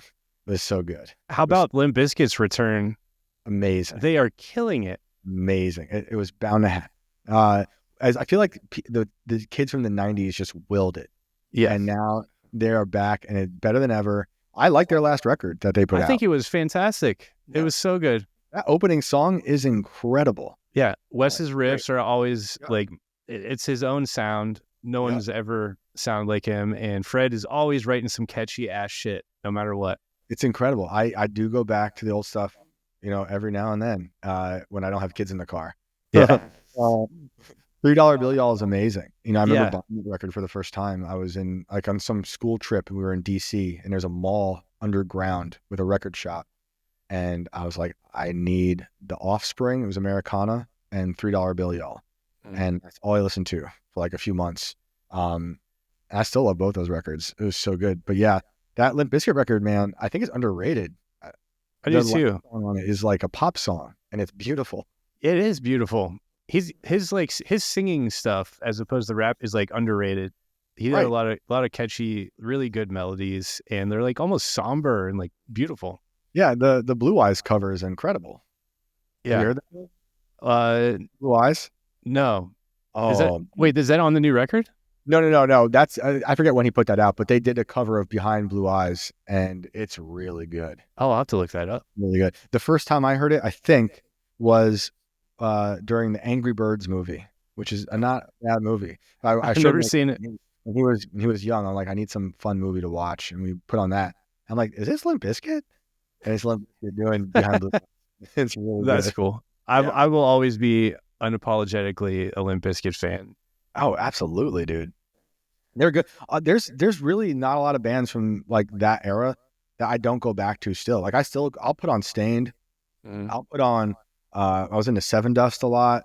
Okay, maybe I won't put on Kitty. I'll say that. I did try listening to Kitty. I'm like, this isn't doing it. I did like it, Hot Topic, but not for me. I couldn't do Kitty or Cold Chamber.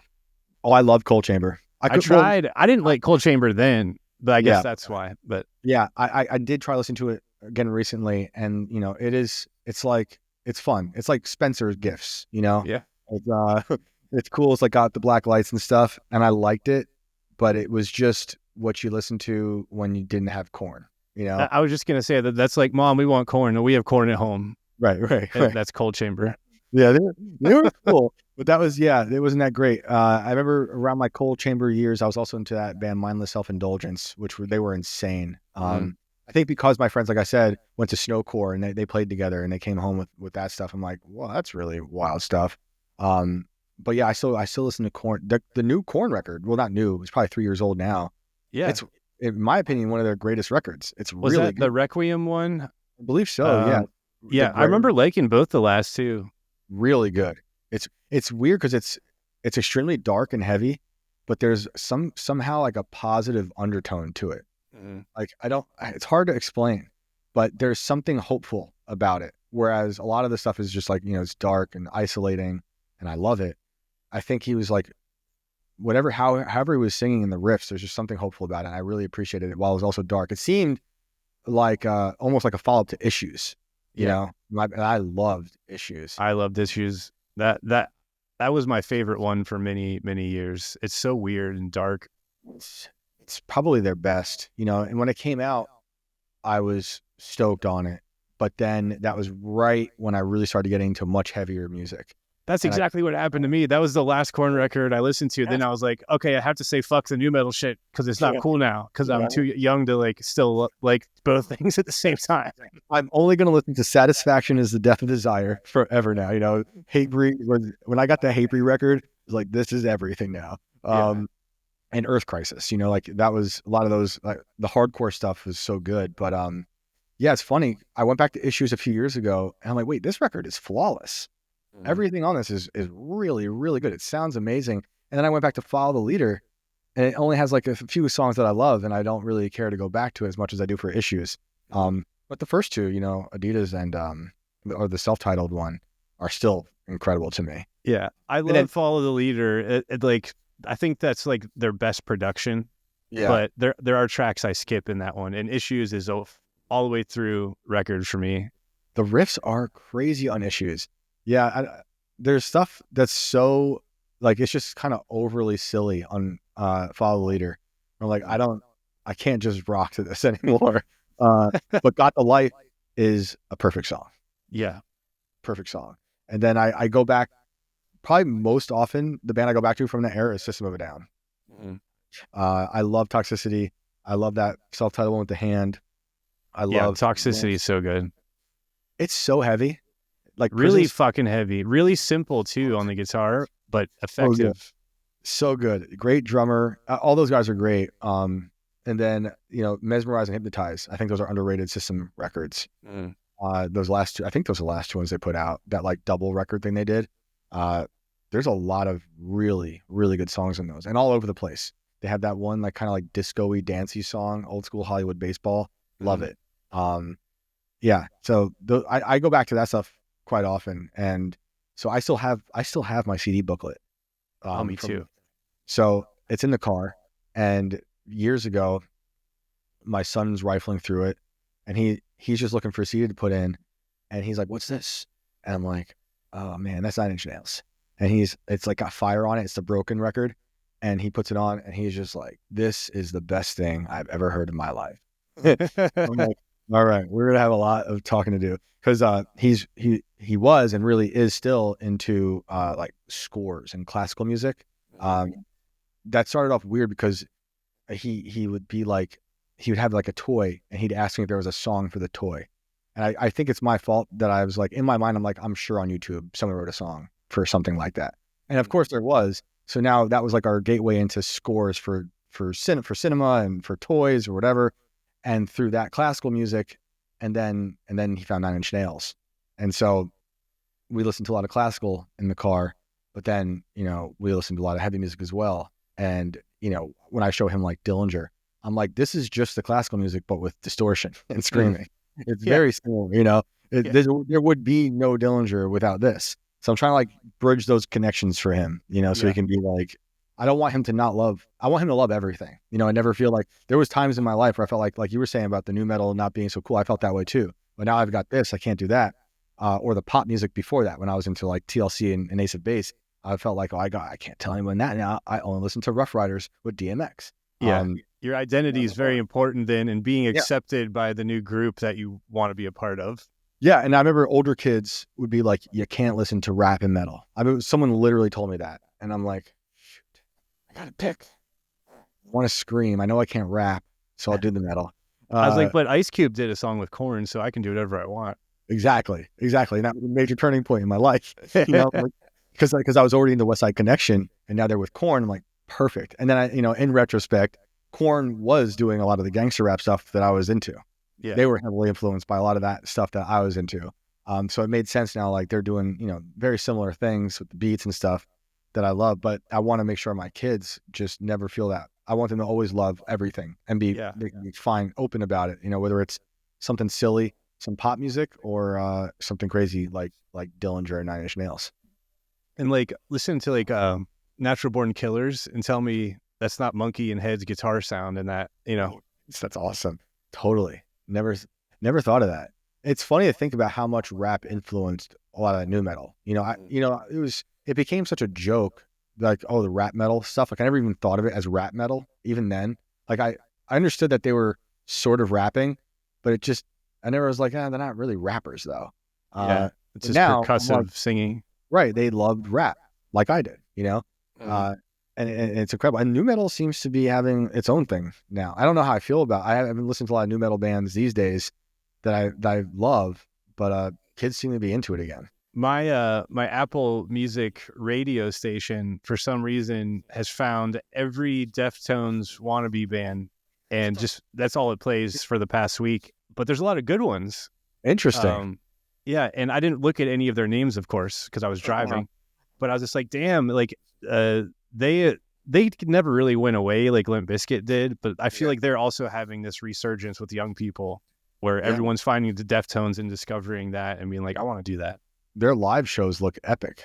Yeah. Look epic. It's great. I'm very happy for that. I think that music is timeless. I think a lot of that stuff, because kids are always gonna be looking for something that is filling that weird void you feel as a teenager. Like you're an outsider, you got your friends, you're isolated, but you're not, because you're connected to everything. Even though I didn't have social media as a kid, we were still just around everyone. And you felt like, you felt like an outsider regardless. Mm-hmm. And that music just seems to talk directly to that feeling.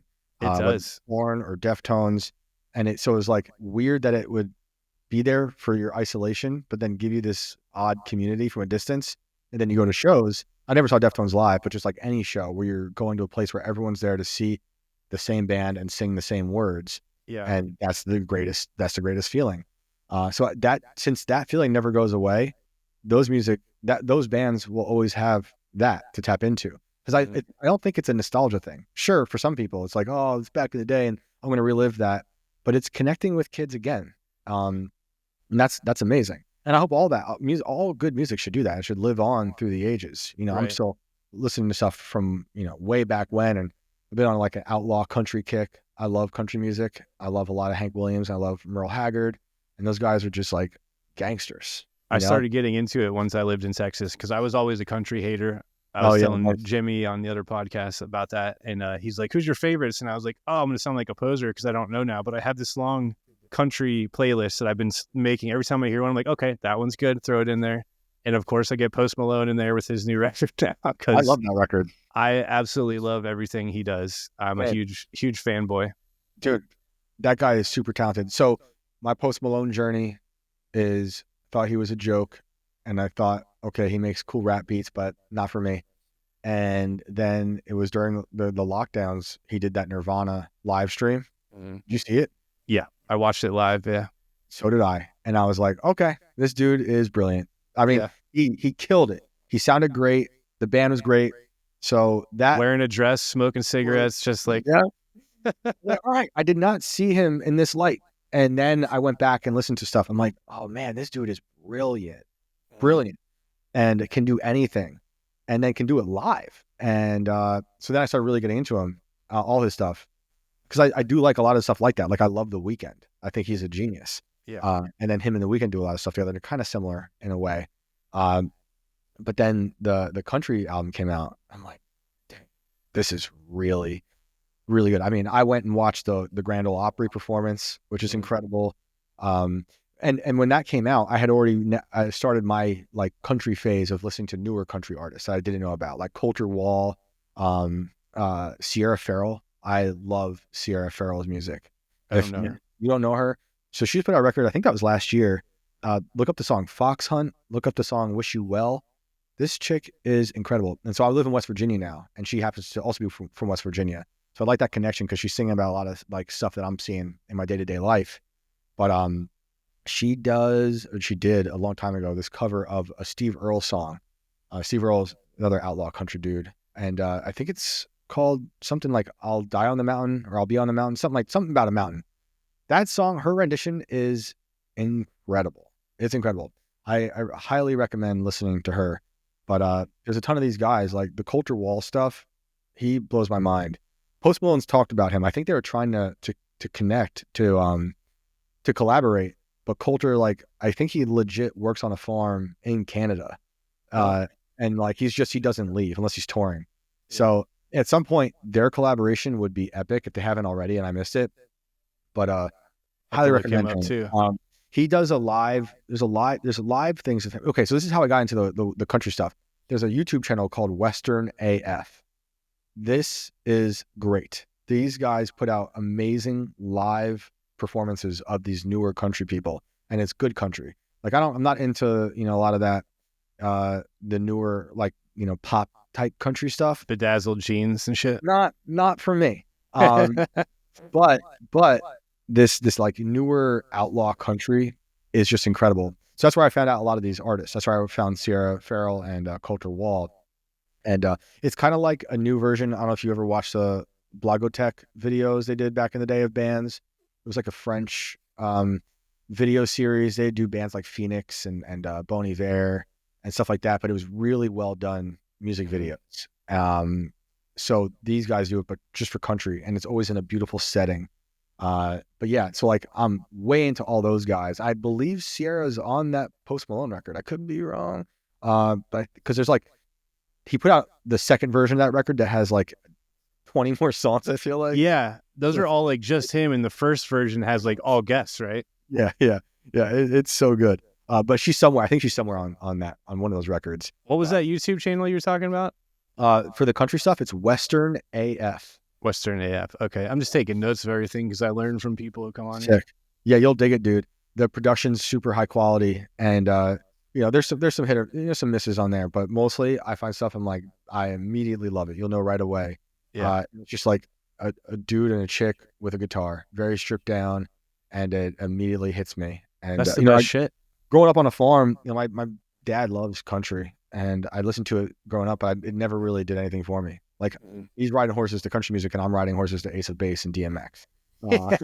So now I'm looking back like, man, I want to ride horses again and listen to actual country now, because it was always around. You go to like these competitions, and it's just they're blasting country out the stereo. So I was kind of like not into it then, but now, yeah, no, I love it.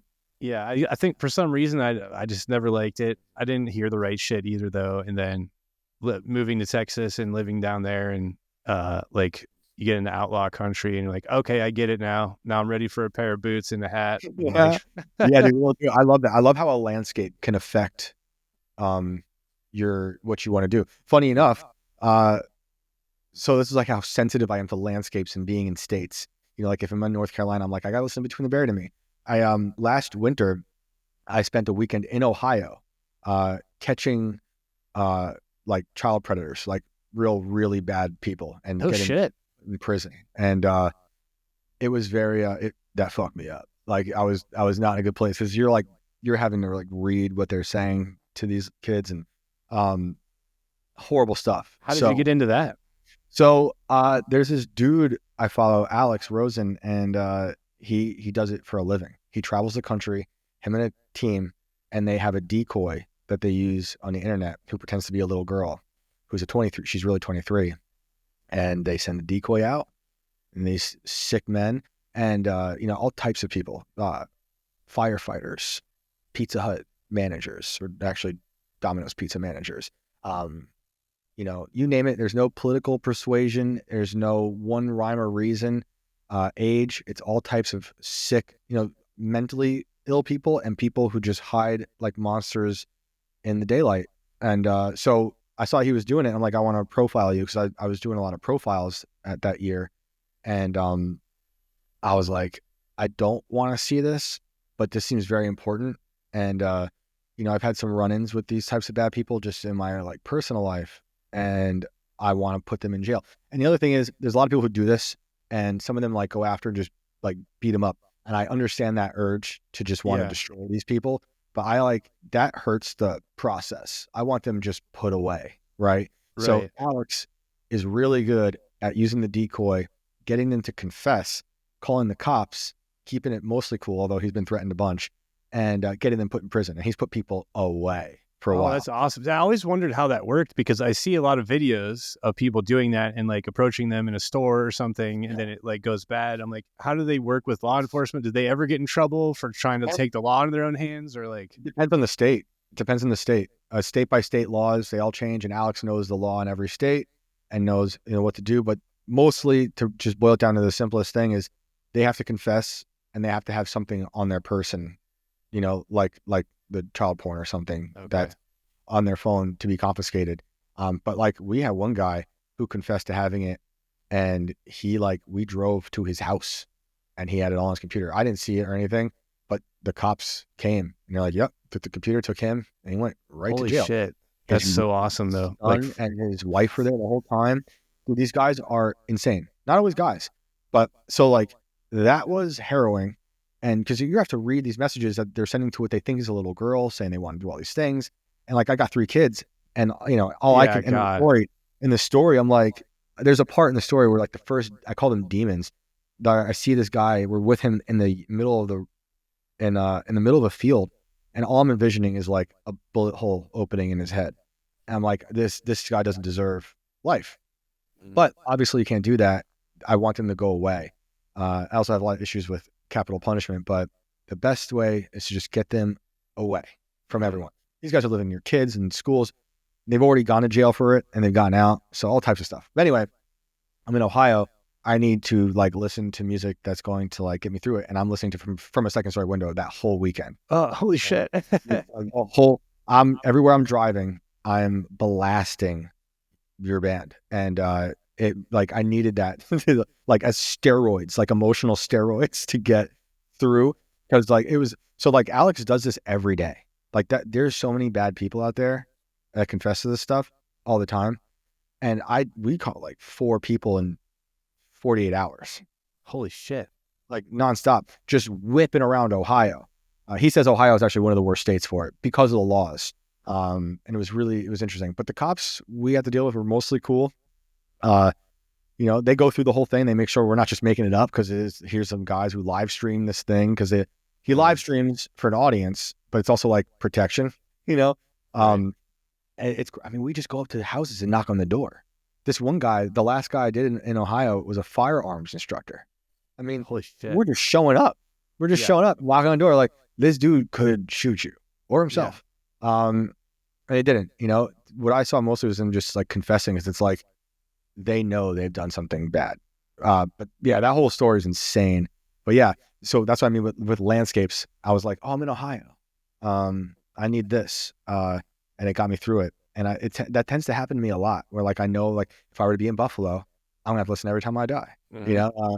It's just, same with in Massachusetts, there's just so many good bands from there that I just like, oh, I gotta listen to them now. That and weather will do it for me too. Like depending on the weather. Oh, for sure. Yeah. Like you were saying earlier with the fall, when it's fall, like, oh yeah, there's a select group of albums I need to hear in the fall time. Same for like summer and stuff. Like, like when it comes to Beach Boys, my wife walked down the aisle when we were getting married to God Only Knows. It's my favorite song. It's such a beautiful song. And then all 3 of our children were born to that song. Oh, wow. So like the second they are entering Earth, I press play. I'm like, I gotta make sure this is playing. And every time, because I just, this song is like, it opens with French horns. It's just so freaking beautiful. And it's a little weird because the first line is, I might not always love you. So it's like the people in the room are like, wait, what? But it's such a beautiful song. You're like, no, let it keep going. So yeah, it gets you better. gotta like just think about it. All right, it's weird. I know it's weird, but that was like a controversial song back then because of a line like that. They're like, this is a love song, right? It's beyond that, and also because it mentioned God, and they're like, you don't really do that usually. But Brian Wilson was just a psychopath. Is a psychopath. I didn't know. I still don't know the full extent, but I remember just thinking they were just these happy like guys that go to the beach and do whatever. Then I started hearing all these stories about what happened, and I was like, oh my God. Oh yeah, I mean they had the Charles Manson connection. Yes, Brian's brother was buddies with Manson, and they were just Brian like lost his mind when he was tired of touring, and he said, "You guys just go tour. I'm gonna stay home and I'm going to write a crazy record. And he wrote Pet Sounds. I think he has synesthesia, where you can like associate colors you see with sounds, certain sounds, make certain colors. And he's just got like all these voices in his head. So, that created Pet Sounds, and that blew everything open. I mean, there would be no Beatles, I think. I love the Beatles, but the Beatles saw Pet Sounds as like, oh, geez, we got to like really up the ante now. Yeah. And I love knowing those, like the competition, the lovingly competitive bands and stuff like that. But yeah, Brian went a little mad, and like went really mad when he started writing the I think it was the follow-up Smile, which was supposed to be how you heard Good Vibrations for the first time. So like everyone knows Good Vibrations, and it's a fun song. But have you heard Smile? Have you listened to that record? I've not in a long time, but yes. Dude, go back and listen to it, and then listen to how it crescendos into Good Vibrations. It is astonishing, because he's trying to tell the story of America. And like, I think Mrs. O'Leary's Cow transitions into Good Vibrations. There might be one before it, but it keeps building and building. And for him, Good Vibrations was like this kind of like a paranoid delusion in a way, because he remembered being a kid and wondering why. He asked his mom, why is that dog barking at that man?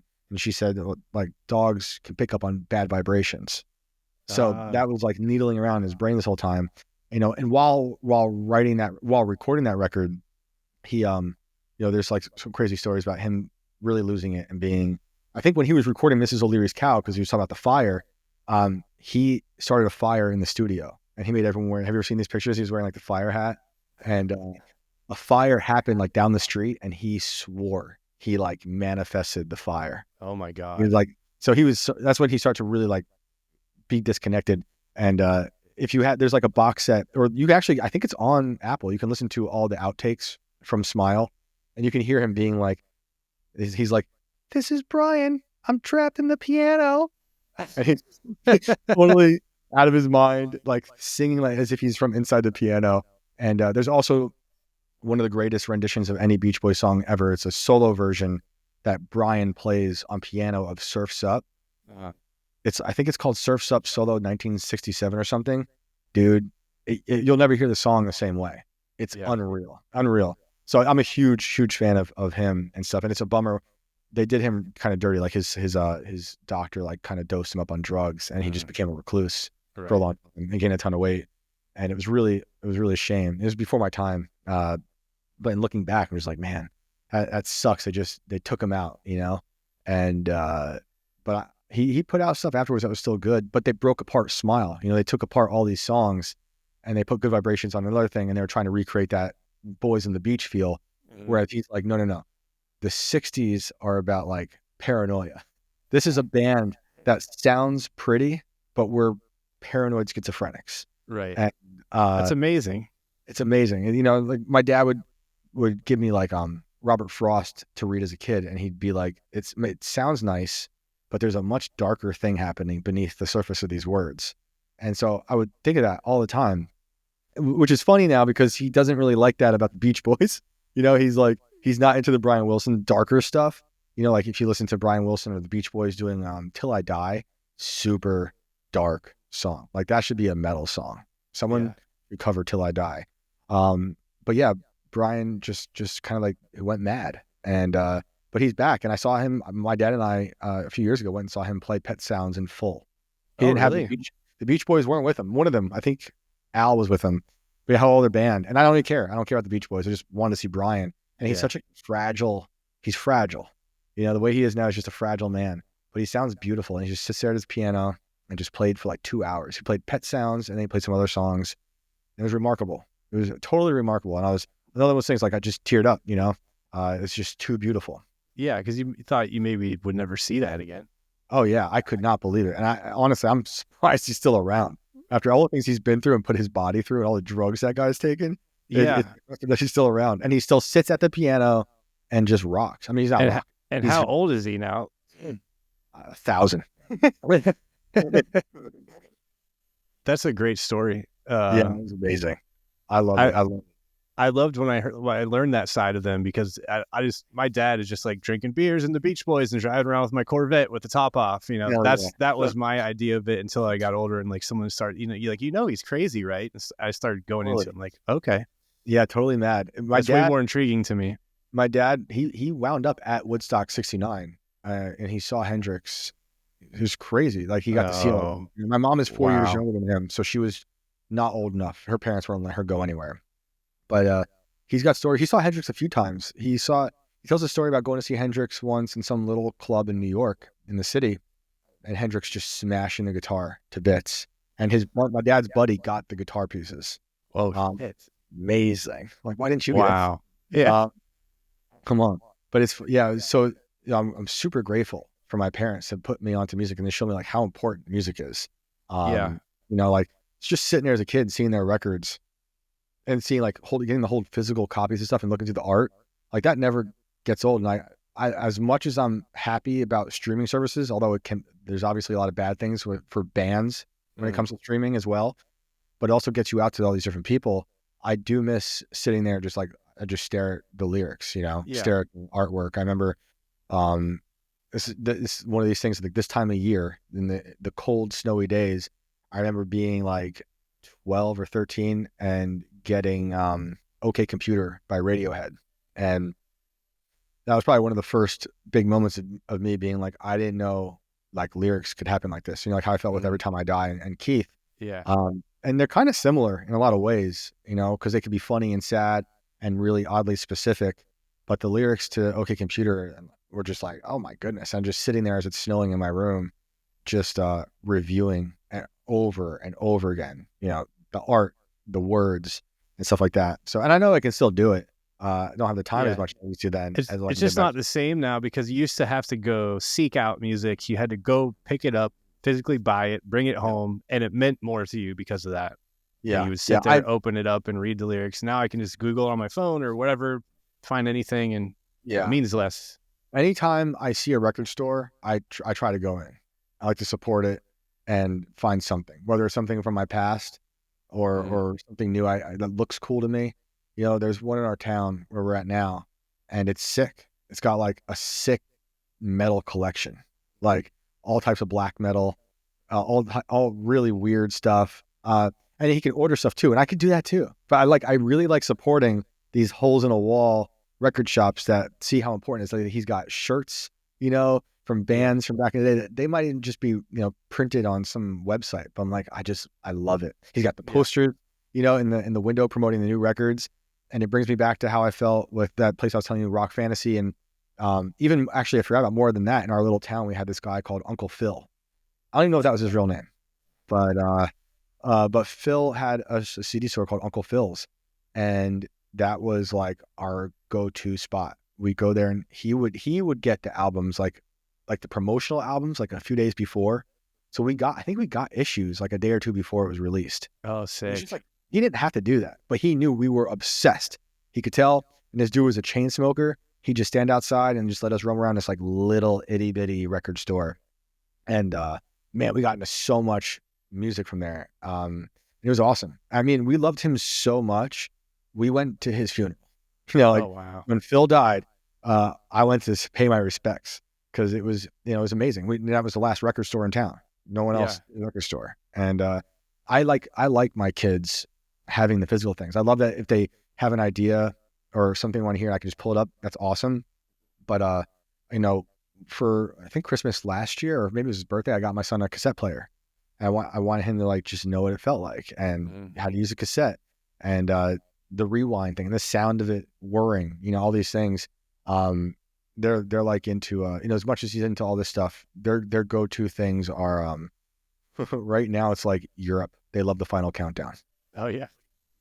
My middle child and my eldest are obsessed with the Final Countdown. I listen to it all the time. It's pretty much all I hear. I haven't heard that in a while. We used to blare it at parties though. It's a good song. It's a good song. It always makes me think of Arrested Development. I think it was Joe played it when he did his magic shows. But yeah, it's cool like seeing them get into things and falling in love with music and then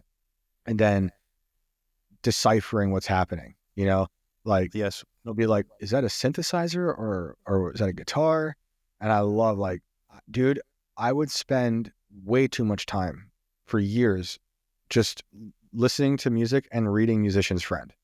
Like, I'm not even good at anything. Like, I can sort of play a keyboard, and I had a guitar. I had an Epiphone SG for a minute, but I just loved looking at what you could possibly have and learning about. I'd read the specs. It meant nothing to me. Like, I didn't have a band yet, and just like understanding how that's applied to what I'm listening to, you know. Yeah.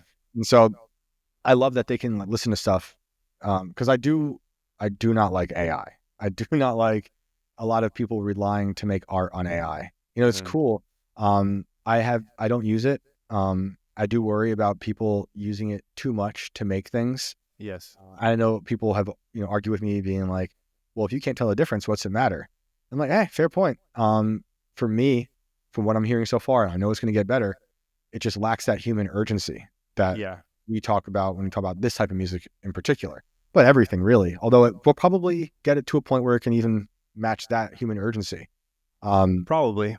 Oh yeah. So I know like my kids are going to inherit a world where the AI will be even more abundant. Which is I think in 5 years, it's going to be, I mean, like unrecognizable world. Yeah. It's happening so fast. And I use Chat GPT for simple things like almost daily, just like fix this, write this paragraph, you know, for work, whatever. Yep. I would never create music with it, but it's gonna happen. It's gonna and like I think like just 2 years ago, AI wasn't even a thought in my head. It was still like this futuristic thing, and then all of a sudden, it's part of my daily life, and it's grown so quick, and it's like how the exponential growth of how smart it is, like, and everyone in the world is using it for free, training it for them. Exactly. Like the fact that everyone's on Twitter just tweeting directly into Elon Musk's robot Optimus, into his brain, into the robot brain of Optimus. Like that's all it is. He's purchased a collective consciousness and he's using it to feed his AI, which, hey, that's smart move for him. But like we're all kind of complicit in it, whether you like it or not, because the AI, all of the companies are feeding off your ideas. Like they're feeding off your new song right now on YouTube. Those squiddies found it and are like, oh, we're going to eat this and we can use this when someone wants to write a song like this and that. Yeah. It's weird. And it's going to accelerate so fast, so quick. Like the quantum computing stuff is going to, it's happening right now. Yeah. And the second they've got that on lock, nothing's safe. And it will far surpass what we think of AI today. And people will use that for everything. My hope is that a lot of people will start rejecting it because they're getting tired of everything being so plastic, you know, everything.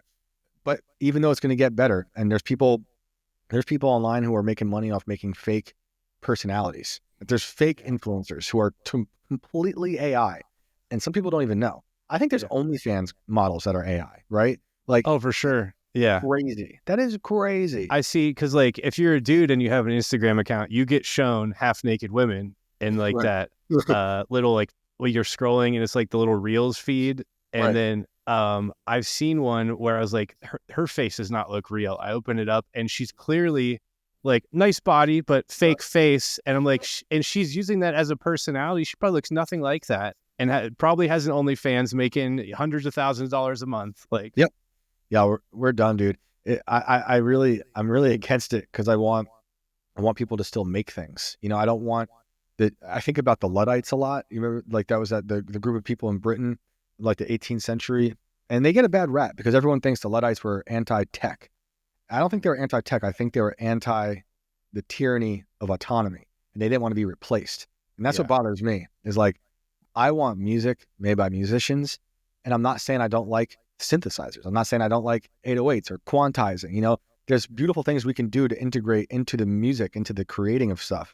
But people calling them, like I know people who call themselves writers, but they didn't write anything. You know, someone else, AI wrote it, and then everyone else who's ever typed anything on the internet wrote it too, right? And so that's bothering me, and the fact that the future my kids will inherit could be fully autonomous. You know, like you don't drive. There's no pilots. There's no real artists. You're just digesting stuff that's made. It would be nice if they could like use it, and this is like a stupid utopian idea that's impossible, but like to make everyone's life so you can chase whatever you want, Right. and you take care of all the menial jobs nobody wants to do, so you Right. could live your life as a musician or a painter or whatever you want to do, writer.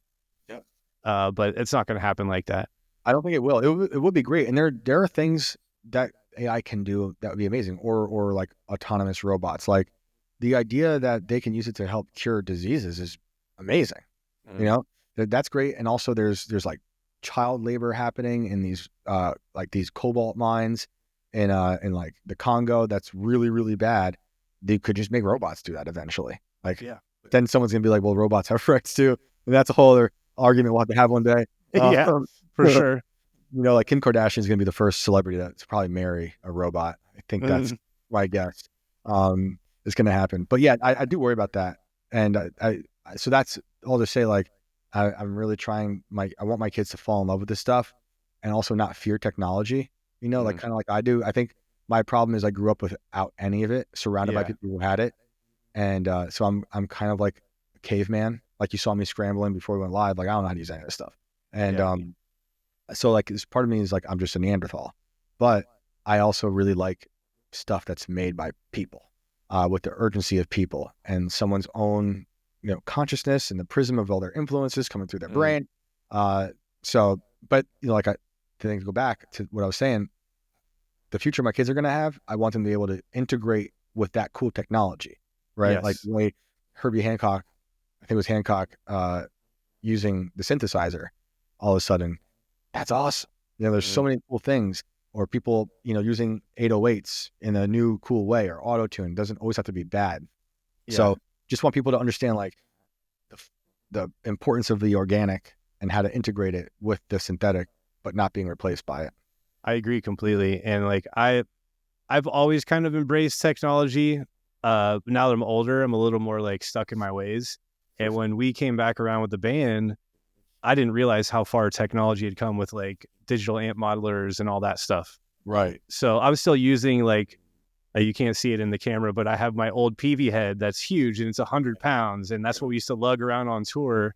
And now I can have as many of those as I want inside this little box. It sounds exactly like it. And I can go on tour with just a pedal board and a guitar, and everything's on my pedal board. Power amp, preamp, all my effects are in one thing. It's the Quad Cortex from Neural DSP.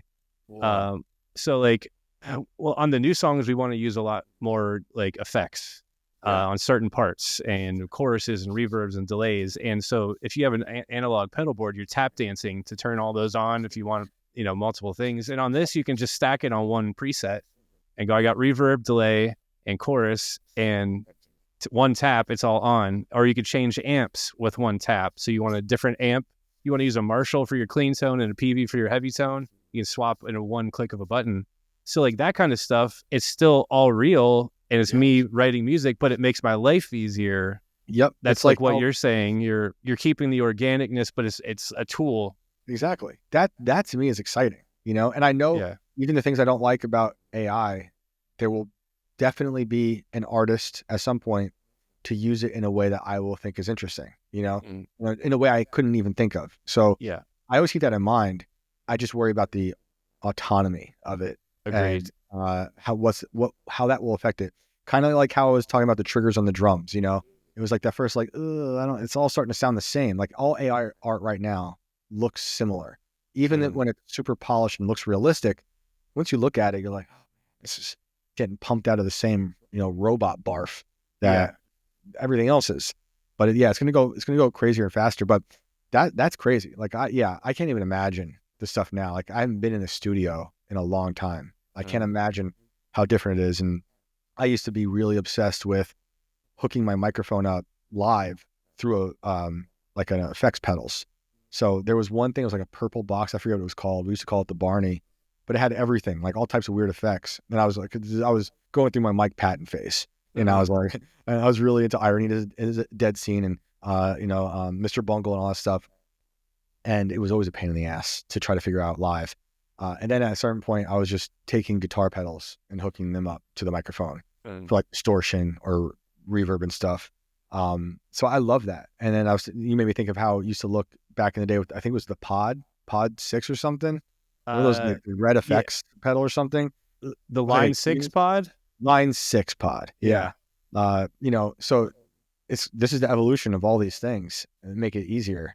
And that's crazy, Yeah, and you can capture your own shit with it too. You can capture effects pedals, you can capture your own head. So I need to get like the proper microphone to do it. Like I don't know if it's like an SM57 or whatever, but you just plug it in and it goes through your head somehow. You set the head how you want, and then you hit like capture, and it sends like every tone of the spectrum through it. It makes this weird like alien noise. And then you just get that, you name it PV Ultra Plus, whatever, and that now you have your head captured in that tone. And I guess you can do it with effects pedals, which I haven't done. I don't understand yet, but so you guys, are we to expect more music from you guys? yes. We did the single Lowest we just dropped, and that's going to be part of an upcoming EP. Sick. But the EP is still in the works, so we're hoping to have it sometime before summer release, but we don't want to wait too long. And we only put out 2 songs last year, so we want to give people more. And we're amped with Sean back and go heavier. And it's great. He sounds great. You guys sent me down a real rabbit hole of listening to everything from Blackwater. Oh my God, why am I space black market activities?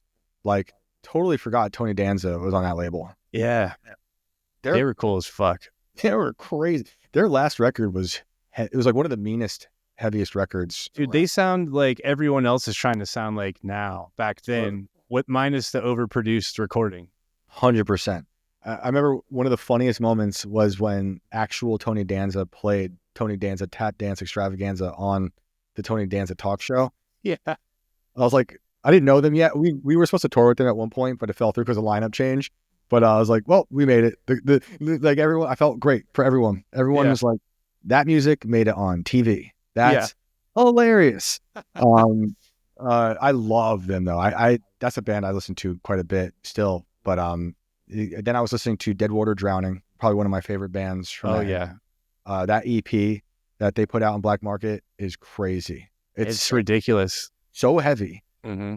So that dude became like a singer for lots of bands. I feel like he was touring. Was his name Nate or something? Yes. Yeah, he was in a lot of bands after that. I think he actually did they only do that EP? Or was there there was something else, but it might not be online. I get it mixed up because I feel like he did something with maybe Premonitions of War. Forget if it was. Yes, he joined them. I remember that. And that was really good too.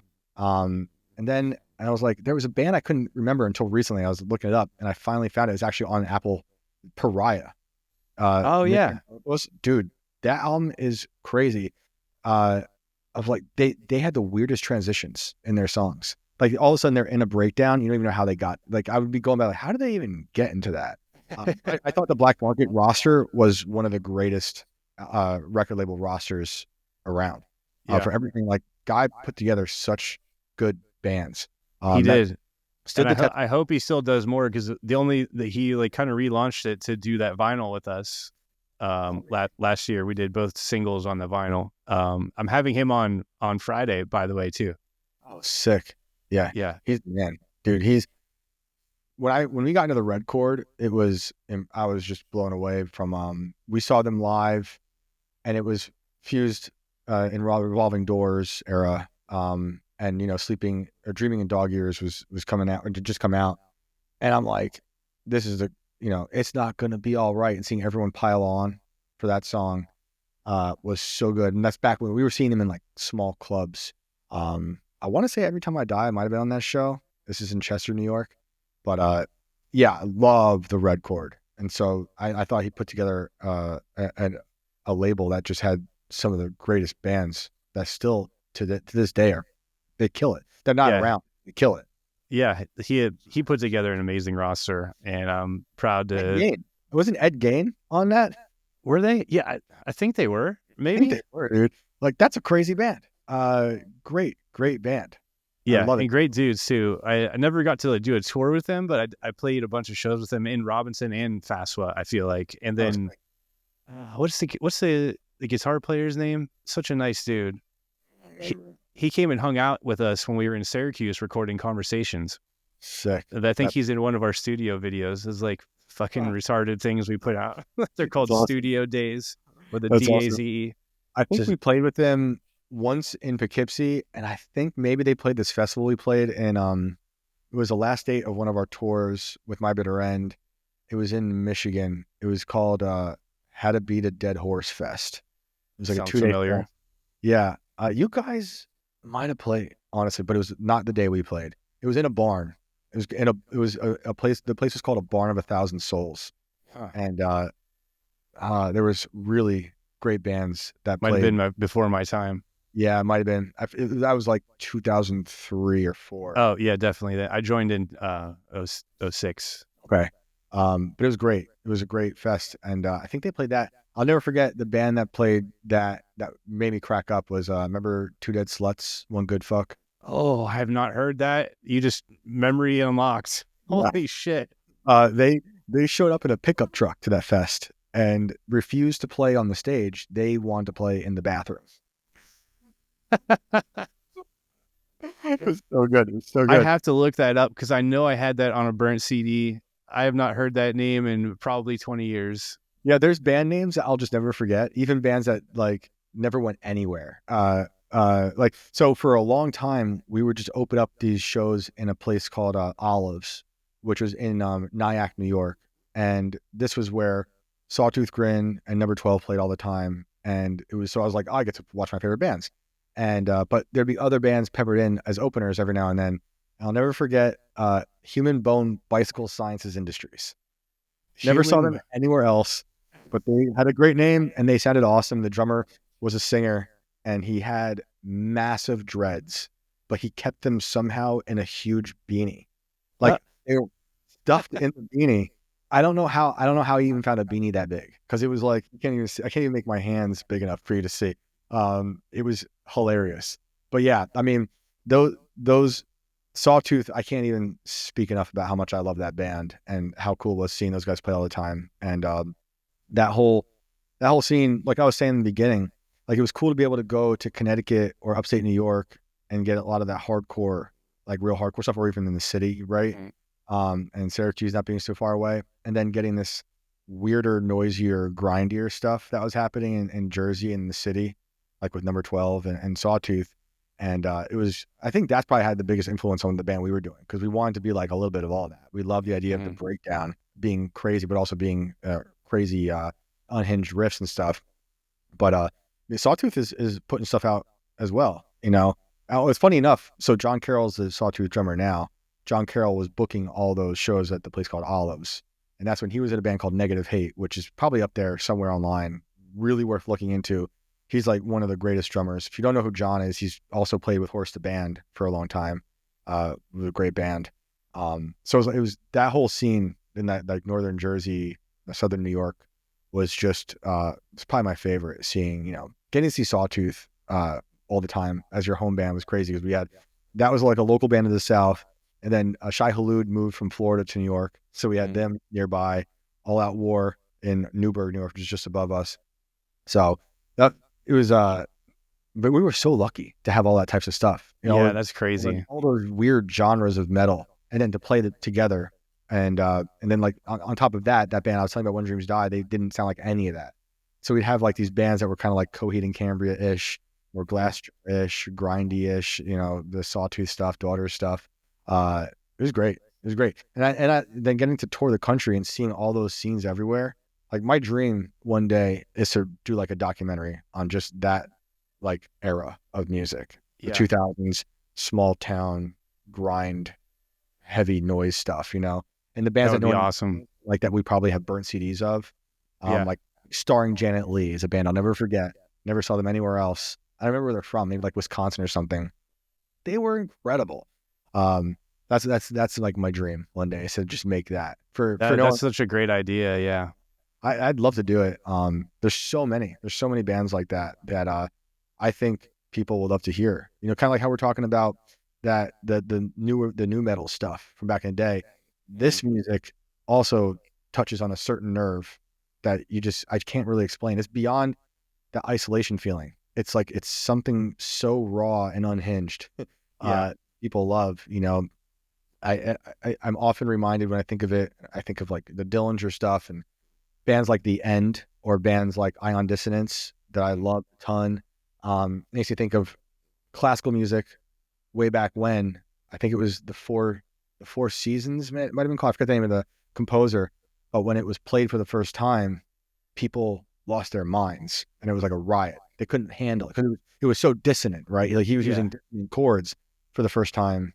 Rites of Spring, I think it is, and I think of that a lot. Like whatever that is, that's touching that emotion in people. Yes, I like that. And this music from a Second Story Window, the Sawtooth, Dillinger, all this stuff, it eats away at that feeling. And that's another feeling that will never go away. And obviously, some people just don't like it. A lot of people don't like it. But it'll forever be like one of my favorite things to listen to. Yeah. Some people don't have that receptor, and it just sounds like noise, and all they hear is the screaming, and they can't get past that.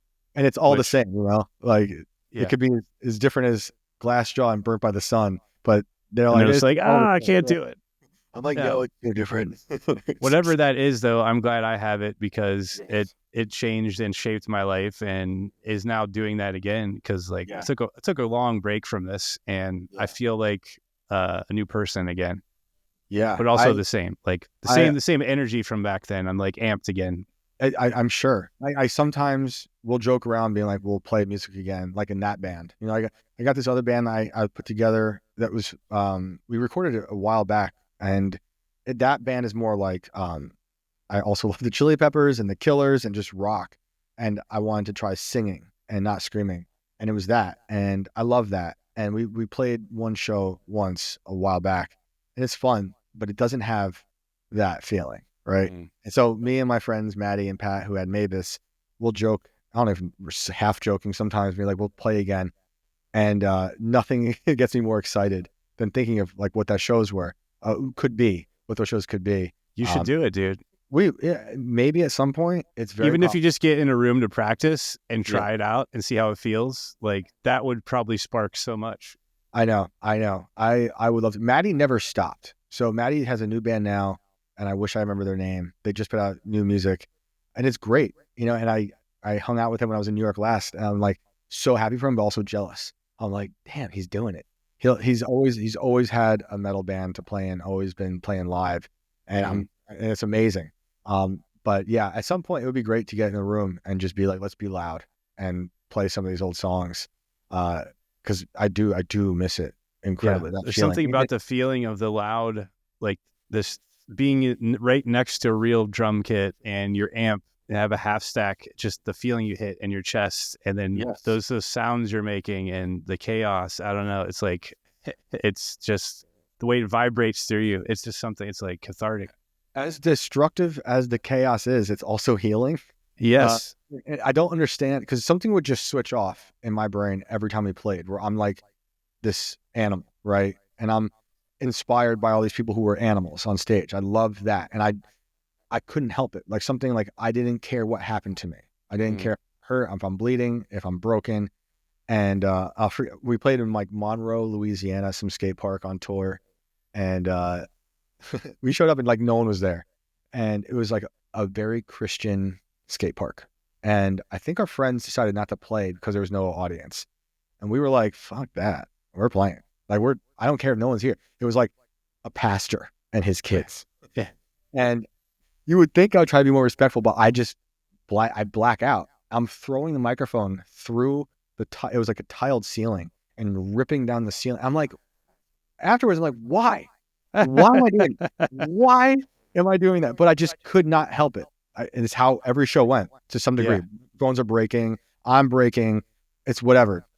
And I feel a bit of remorse afterwards. I'm like, so sorry. I don't think I even said sorry though, because I was a dick and I was like 19. Yeah. But they were like, the man who I think might have been a pastor was like, that was a great show. And he gave me the money for the show. I was like, wow, that's amazing. That's amazing. Incredible. But yeah, I just couldn't turn it off. And I just loved like that antagonism that you have on stage with your own crowd. Like whatever that is, to be antagonistic towards your own crowd is a funny feeling. And it's very particular to that type of music. Yeah. You know, like I'm saying with like how I remember Derek swinging from the rafters, or, you know, Lex from Daughters, just being so aggressive with the crowd, where I miss this feeling of like, being in a show, being afraid of the band and the audience, right? That's a very specific feeling to that genre of music. Yes, that exactly Great. what you just said is something that we said when we were kind of thinking about going heavier because we're stuck in this middle zone. Like we had Will, he had a beautiful singing voice, and we could do some Deftones type melodies and stuff, but we lost the edge because we were kind of like, we can go heavier, then we go this way, and we were kind of like, we just want to go like fuck you again, basically. And we missed being an intimidating presence on stage and the show being scary. Right. And I think that's what's coming out now. And having Sean step back in where he doesn't sing anyway was just like, all right, perfect. Turn it up to fucking 11 and now it's time to go. I think that's good, you know, and I love the other stuff. I love all that stuff. But I know how it feels when you're in the band and you can feel different on stage. Yeah. Even if everyone's singing the singing parts with you, it's still unlike everyone jumping on you for like The Saddest Day or for Dreaming in Dog Years, right? Yeah. It's just that thing is unlike anything else. Yeah. And that was always what we were reaching for, you know, even though we had much smaller audiences, that was the feeling, you know, and you had to feel it. And if you didn't feel it, the crowd wasn't going to feel it. Right. Like, that's what you're searching for in the basement. It's like, how is this riff going to get into that part? You know, and I learned so much about just my own writing, like actual sentence structure by listening to them make riffs, sitting down in a basement, just being like, no, I like the sound of that as if it were a sentence. Right. Right. So, and then you're thinking about how to translate that into a song and then on a stage. So yeah, that's one day it would be fun to get on stage and play again. My skeleton might fully collapse after 16 years of riding horses and then all 10 years of playing in that band and then 10 years as a furniture mover. My skeleton like hates me so bad. You need to come out there with some knee pads and shit. Yeah, just like bubble wrap, just bubble wrap. But then knowing me, I'll probably light it on fire, and that would be bad. But I do at some point. It'd be fun. Yeah, you know? You should do it. I think it would be great. And we thought about it when we re-released the music with Cadnar through Silent Pendulum, but it never happened. But yeah, at some point it might happen. It's tough. I was watching Undertaker's The Last Ride, and a lot of the shit that he says and seeing behind the scenes, it reminds me of this because he's like talking about being old and like he only does a couple shows per year at that point, at least. And he's like, it takes me 6 months to get ready for one show or to just do WrestleMania. And that's how it feels for us. Like we don't have a show till March 8th and we're practicing every day, like old guys in the basement, like preparing for the show. It's great. And like the things he would say about the road also, like when you're on the road, you're calloused, you're always on the go. You're ready. Just like, okay, next place, get to the airport or get to the rental car and then go here. And then this is where catering is. And I work out, then I do the show, then I leave again.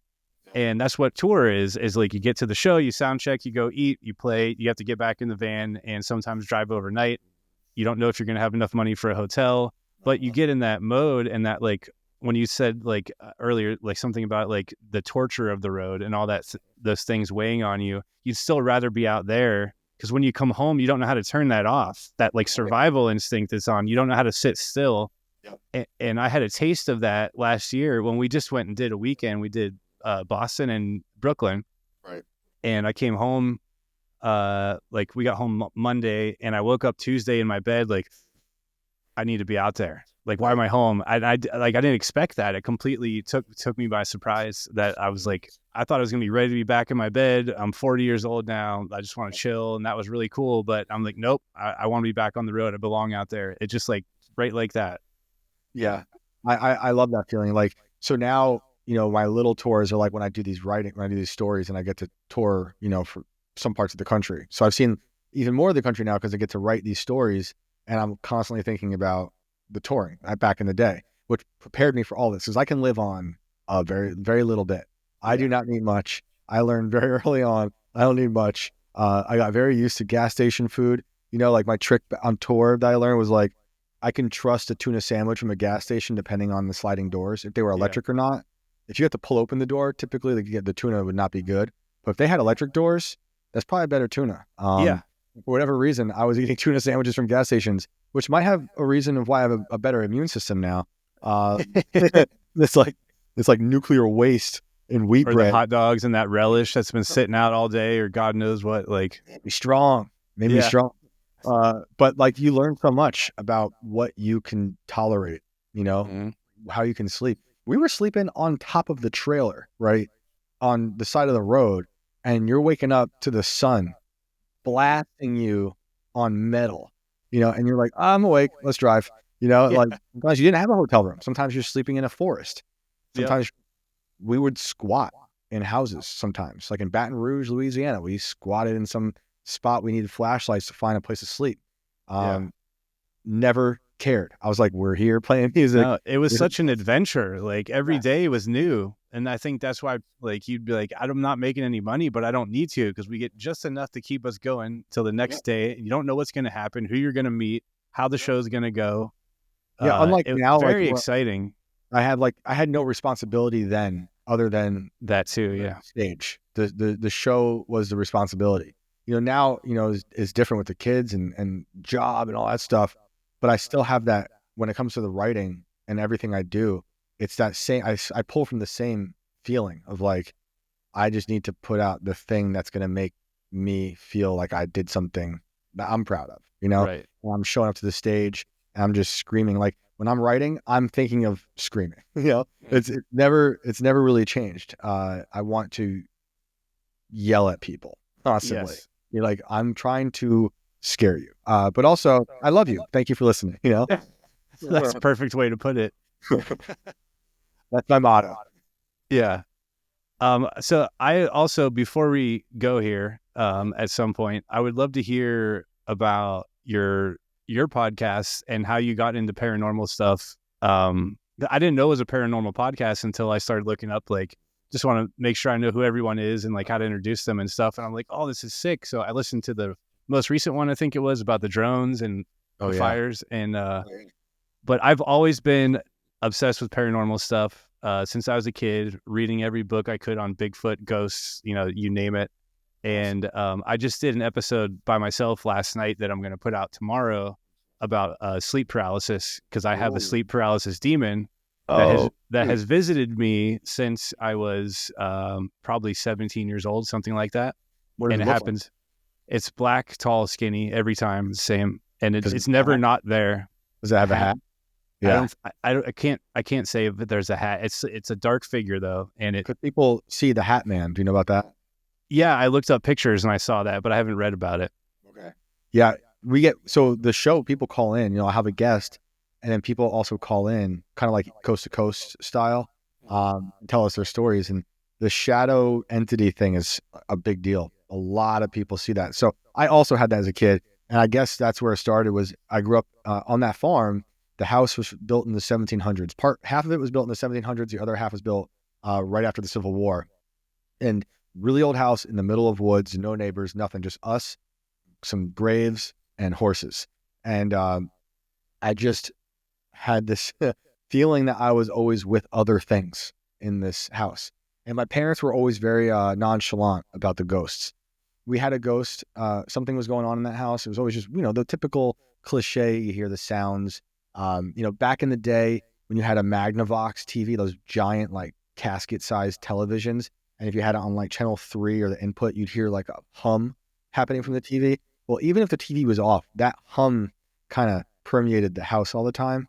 So that had an effect on me. And then probably when I was in high school, the joke about the ghost being in the house became reality because we found out a young boy had been murdered in our house in 1979. So we moved in 86. And the story with that was Super Bowl Sunday, 2 brothers are home. The older brother's there with his friend. The parents are out at a Super Bowl party. And the older brother's like, let's scare Jimmy. Let's scare Jimmy. Jimmy's a little brother. So the older brother grabbed his father's rifle and went to open up the door in what we call the back room of the house, which is underground because the house is built into a hill. So it's kind of like a mausoleum. And there's windows in the back room, but they're just to dirt. And it's very dark. So the older brother opens the door. says something, who knows, pulls the trigger and shoots Jimmy dead. Oh. And horrible. So we heard this. We're like, oh man, maybe Jimmy's the one in our house. So he kind of became like our brother. Like I have 2 little sisters and also a ghost brother. And we always just talk to Jimmy. So yeah, like later on for the show I do, so we do Inverted World as a podcast, but when we started it 3 or 4 years ago, it was like a book series, and I would write different chapters and serialize them, narrate them, put them on YouTube. You can find those on that channel still. Oh, that's cool. Yeah, so we did that, and then we shifted to the live show last year. So I actually went and investigated Jimmy, because I would realize in this town, in our town in Highland Falls, people would be like, I don't know if that's a real story or not. So I started being like, is Jimmy real, or we just lied to? So I went down this whole rabbit hole of what happened to Jimmy, and I found out that basically it looked like the military, because it was military property, kind of covered it up because it was a boy dying on their property. So I found one bit of a newspaper clipping from 1979 on microfilm in the library that talked about a shooting at my old house. But you can file these FOIA requests for anything, especially if it's not being investigated currently. And typically you file it and you get the paperwork and you get everything. And I filed FOIA requests with the local police, the military police, and the Pentagon, because I was told by the military police that the Pentagon had that paperwork. No shit. No one had it. No one had it. But I know there was an article written about the shooting. And then I found people who knew Jimmy. I went and found these people, told me the whole story. All their stories matched up. And then I was given a picture of Jimmy, which is crazy. Like, so I had this picture of a ghost boy in my head most of my life. And then I see him, and it was just very alarming. My parents just retired and moved out of that house after all these years. So they told me that they gave Jimmy, they said he could stay or they could come with, he'd come with them to South Carolina. I haven't gotten an update yet. Maybe Jimmy walked. I don't know if how it works with ghosts. Can they get in a car or not? So all I have to say is the house had a profound effect on me with like ghosts, and just like being in a forest all the time is weird. And my dad had me read all this weird like fiction from like Nathaniel Hawthorne, a lot of like New England witch stuff. Like, what are you trying to, you're really screwing with me, Dad, like really messing me up. But like the forest just became this Rorschach test of all of my own fears. Right. And so that all started back then. And then also, since West Point was close, that's the military academy. Edgar Allan Poe went there for a little bit before he left for being a drunk. And I was a huge Edgar Allan Poe fan from a young age, because at school, when I was in like 5th or 6th grade, some dude, Edgar Allan Poe impersonator, came to perform, and he acted insane. And I'm like, I want to be that. I was like, that's good. How'd he die? Oh, he was in a gutter and he forgot everything. All right. Well, that's tough. But I later learned that he is a complete psychopath, and that's a lot I don't agree with, but I love his stories a lot. So all those things kind of came, like, really infiltrated the way I looked at the supernatural world and everything going on. I think there's a lot of weird stuff going on in this world that we can't explain. I also had a little sleep paralysis. It happened only a few times, but and it matches up with stories other people have, where there's like a shadow tentacle figure and you can't move. And very clearly remember it dancing on my ceiling in that house. So, and I then, I've lived in a few other places, old and new houses, and just kind of feel like I'm a antenna for those weird things. Yes. And I could be projecting it onto these situations, having been like my own ghost boy from this old house. Yeah. But I do feel like I'm in tune with a lot of that weird stuff, and I love hearing those stories. And so that all kind of developed into all that. Yeah, I do too. And I always try to catch myself and be like, are you just projecting like what you have always been into? I think I'm pretty good about it. I try to stay pretty grounded, but it's tough. It's like, it happens to me every year, once or twice a year. Whoa. I'm in bed. I wake up. I'm clearly, for sure, lucid, awake, and I cannot move. And I can feel the thing. It's always behind me, where I can just get a glimpse of it, but it stays where I can't see it. And then it touches me. It's like up against me. It's never on the ceiling or in the other room. I can feel it touch my back. or I can feel it behind my legs like a cat or dog would be. And the first time I felt it, I was in college, and I told this story in the other one, but I'll tell it again because it's creepy as fuck. So I lived with like 4 or 5 people, and I would lock my door to take a nap in my room, and we had no pets. I was alone in there, lay down on the futon, pass out, wake up. It's like 2 p.m. It's bright, and I'm frozen, can't move. And I feel like something jump up onto the futon with me, like a dog or cat would, and squeeze in between me and the futon. And I was like, being half asleep, I'm like, oh, that's just the dog. I don't have a fucking dog. And I freak out. Wow. Door's still locked. I can see it. And I'm completely frozen, eventually break out of it, and I'm okay. But as it's gotten worse over the years, I didn't see the black thing yet. Now I see the black thing. Now it comes up to my face like Sigourney Weaver, an alien. Oh, and it's seething in my ear, but it's like this electricity.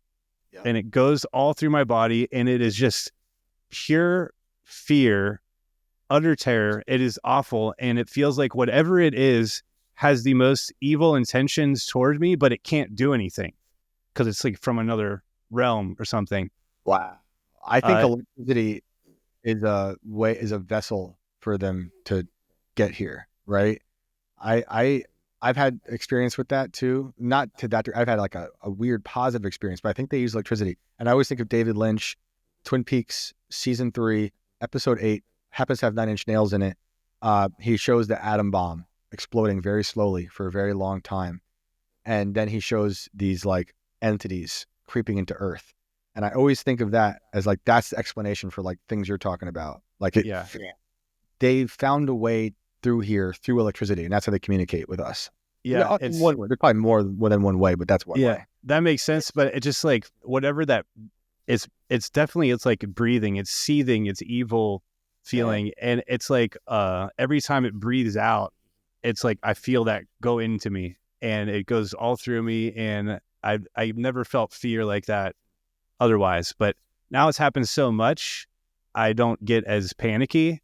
Right. And I kind of get angry, and I'll just be like, fuck you, fuck you, fuck you. I'm going to like turn and punch you, but I can't move until it decides to let me go or whatever happens. And it just happened again last week for the first time in about a year. And that's why I did a little episode by myself on it and talked with Billy of Nights Like These. Oh, yeah. He worked in like spinal surgery and stuff for a while. And he's like, I have someone I can ask about this. And then he mentioned something that like, creative people might be more susceptible to it because our brains are more visual or something. So I looked that up, and he was right.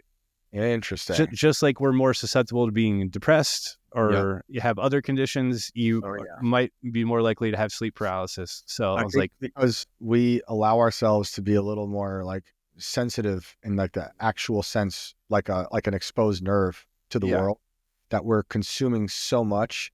And our brain is like filtering through it and seeing how we can use it and all this stuff and trying to feel it on a real deep level that I do think it can consume you and it affects you. Like my experience in a positive way was in electricity and the spirit world was, I was telling you about my grandfather who died before I saw Converge do Jane Doe. Mm-hmm. And my last night in that house, which was, my grandma was still there, and I've been in that house my whole life. It was weird. So first of all, he died, and his funeral was on my birthday. And at the funeral, I felt like I was making his facial expressions all of a sudden, and I'd never done that before. And he was 85 or so, and all his old friends were at the funeral, and they kept calling me Norman. They kept calling me his name. Wow. And as I'm feeling my facial expressions that he's doing, I can feel it. They are calling me Norman. So it's like, I know they were messing it up, but it was just very bizarre. So on my last night there, I woke up really early, probably like 3 or something. And I went to go sit in the den on this little like love seat and just kind of saying goodbye to the house. So my grandma was going to move in with my wife and I at some point later. And all of a sudden the ceiling fan starts turning off and on. And I can hear the button doing it off and on. And it's never, ever done it before. I'm literally hearing the button go. And it's going faster and slower. And I just was like, oh, that's my grandfather. And I started talking to the ceiling fan. Yeah. And I was, it looks silly, but I'm like, I'm legit talking to him. And I just took it as like, he's like, I got it, you know, your grandma, it's gonna be fine. And then there was another thing with it, like an alarm went off. Another thing that never happened in that house. And he had like alarm set on all the windows and stuff. This guy was like a former cop and always had like a gun, kind of paranoid. Also was a hearse driver before he died. So everything was just set up and had like booby traps. And one part of this one window was going off, and it happened to be his workbench, which is where I wrote his eulogy. And it was very bizarre. I was like, oh, it's just like, maybe it's a coincidence. Until like a year or so later, his son, my uncle, went down to clean out the house and move my grandma up north. And he's like, and I never told anyone that story except for my girlfriend at the time, now my wife. And my uncle's like, the weirdest thing's happening. The alarm on the window at his workbench is going off. That is crazy. So I have some theory. It's not really fleshed out, but I think they can communicate through electricity. Good and bad. Yeah. That makes sense. I mean, I have no idea. I'm always open-minded. Like, I'll say like, I don't believe in ghosts or whatever, but like, I hope it's real because that's really neat. I hope there's something else, you know, beyond this. I believe there's definitely something else happening. A lot of things, some things that we can't even comprehend because we're just little humans with little brains, but there is something for sure happening. And it's good and bad things constantly. You know, and on the show, you know, we have people call in all the time from all over the country, similar stories, you know, and you always think about, and I'll ask them, you know, do you think you're projecting this? Do you think that's something that we're all doing in our brains? Is there something else deeper than that? Are you somehow open and susceptible, vulnerable to these things because something in your past? Because sometimes you talk to people who, there's been studies done about how trauma can open up people to these experiences, you know, Right. Which just seems very, very, very possible. But yeah, we get all types of crazy stories, demon stories, possession stories. I love hearing them. You know, it's a lot. It's a lot to be inundated once a week with a lot of these stories. Yeah. And you're like, man, this world is crazy. And also, you know, I don't know, maybe some of these people are crazy. I'm always open to either or. Yeah, but it's really cool. You never know what you're gonna get. Like, Never. I love it. I love that fact that people are willing to call and share the story, and that's how much the story means to them. Is like, I'm willing to share the story with people, and then almost always someone's story like opens up someone else who's listening to be like, now I got to call in. I got a story like that too. That's crazy that person has the same story. yeah, And some of them are just like, it's just so hard to explain. And I don't, you know, I love to ask questions, but I never want to criticize people's stories because I've had stories that probably sound totally insane to other people that I know happened, but it's hard to convince people that it's true. But you know, the audience can decide how they feel. And that's all I care about. yeah. I've never told anyone about that outside of like, you know, close friends and my girlfriend, who we had another experience that was I don't know if it's related to sleep paralysis, but I felt really like I'm putting myself out there in this one. Because you feel like you sound crazy, but I'm like, I swear to God, this has happened. Like, I know it's not a dream. I know I'm going through it. There's no point where I'm like, I kind of close my eyes and come out of it. Like, no, I'm awake and I sit up from that experience and go, I want to punch this thing in the face. Or, you know. I sat in this chair doing a show just a few weeks ago. Someone told me a very similar story to yours in terms of how it felt, the feelings of aggression towards that thing. These things happen, and I wish I knew the answer. You know, I don't know what it is, but it's very interesting that we're all kind of experiencing it to different degrees, good and bad. You know, like we had someone call in, tell us this crazy story about they had a grandfather at war, and they were in Europe. He said someone came to them while he was sleeping on the battlefield and said, "Oh, you got to go over here now," and had like a uniform. So he got up, he had to listen to this guy, the uniform had the brass that meant he was a leader, got up and went to that other place. When he got to that place, the leader there said, "What are you doing here?" He goes, "Well, so-and-so told me to come here." He goes, "Everyone there's dead. They were just blown up." He's like, "But so-and-so," he's like, "Who is that?" And like, they didn't know who that was. So like, they were like, that they think that was a ghost or something being like, you got to get up and go. Right. And you know, it's so hard to prove any of this, but I've come to a point where it's like, I don't really care. I don't need to prove it. You know, the stories are the stories, and there's so many that happen that it's hard to think otherwise. Like I think some people certainly try to troll, and they call and they want to troll, but I'm like, hey, that's fine. I love a good troll. Well, there's always going to be trolls, and there's people who are crazy and are going to lie on purpose just for attention. Of course. But there's too many stories and accounts of all different types of things for it all to be bullshit hoaxes and what, like, people are experiencing something. Oh yeah. So, No, I love it. I love talking about all that stuff. The paranormal stuff is definitely super interesting. And like I love doing true crime and a lot of the like science stuff. The like we were talking about earlier with the AI stuff and the quantum computing. That stuff is, I think, that's going to dominate every conversation very soon, especially the quantum computing. Like I talk about Neuralink a lot. I like make fun of it. I think it's beautiful, the short-term benefits of what that can do to help heal paraplegics and take care of seizures and give blind vision, the deaf hearing. But the far-reaching consequences are going to be dystopian when everyone needs a Neuralink. And that might seem laughable now, but think about how you don't exist in society if you don't have a smartphone today. Oh yeah.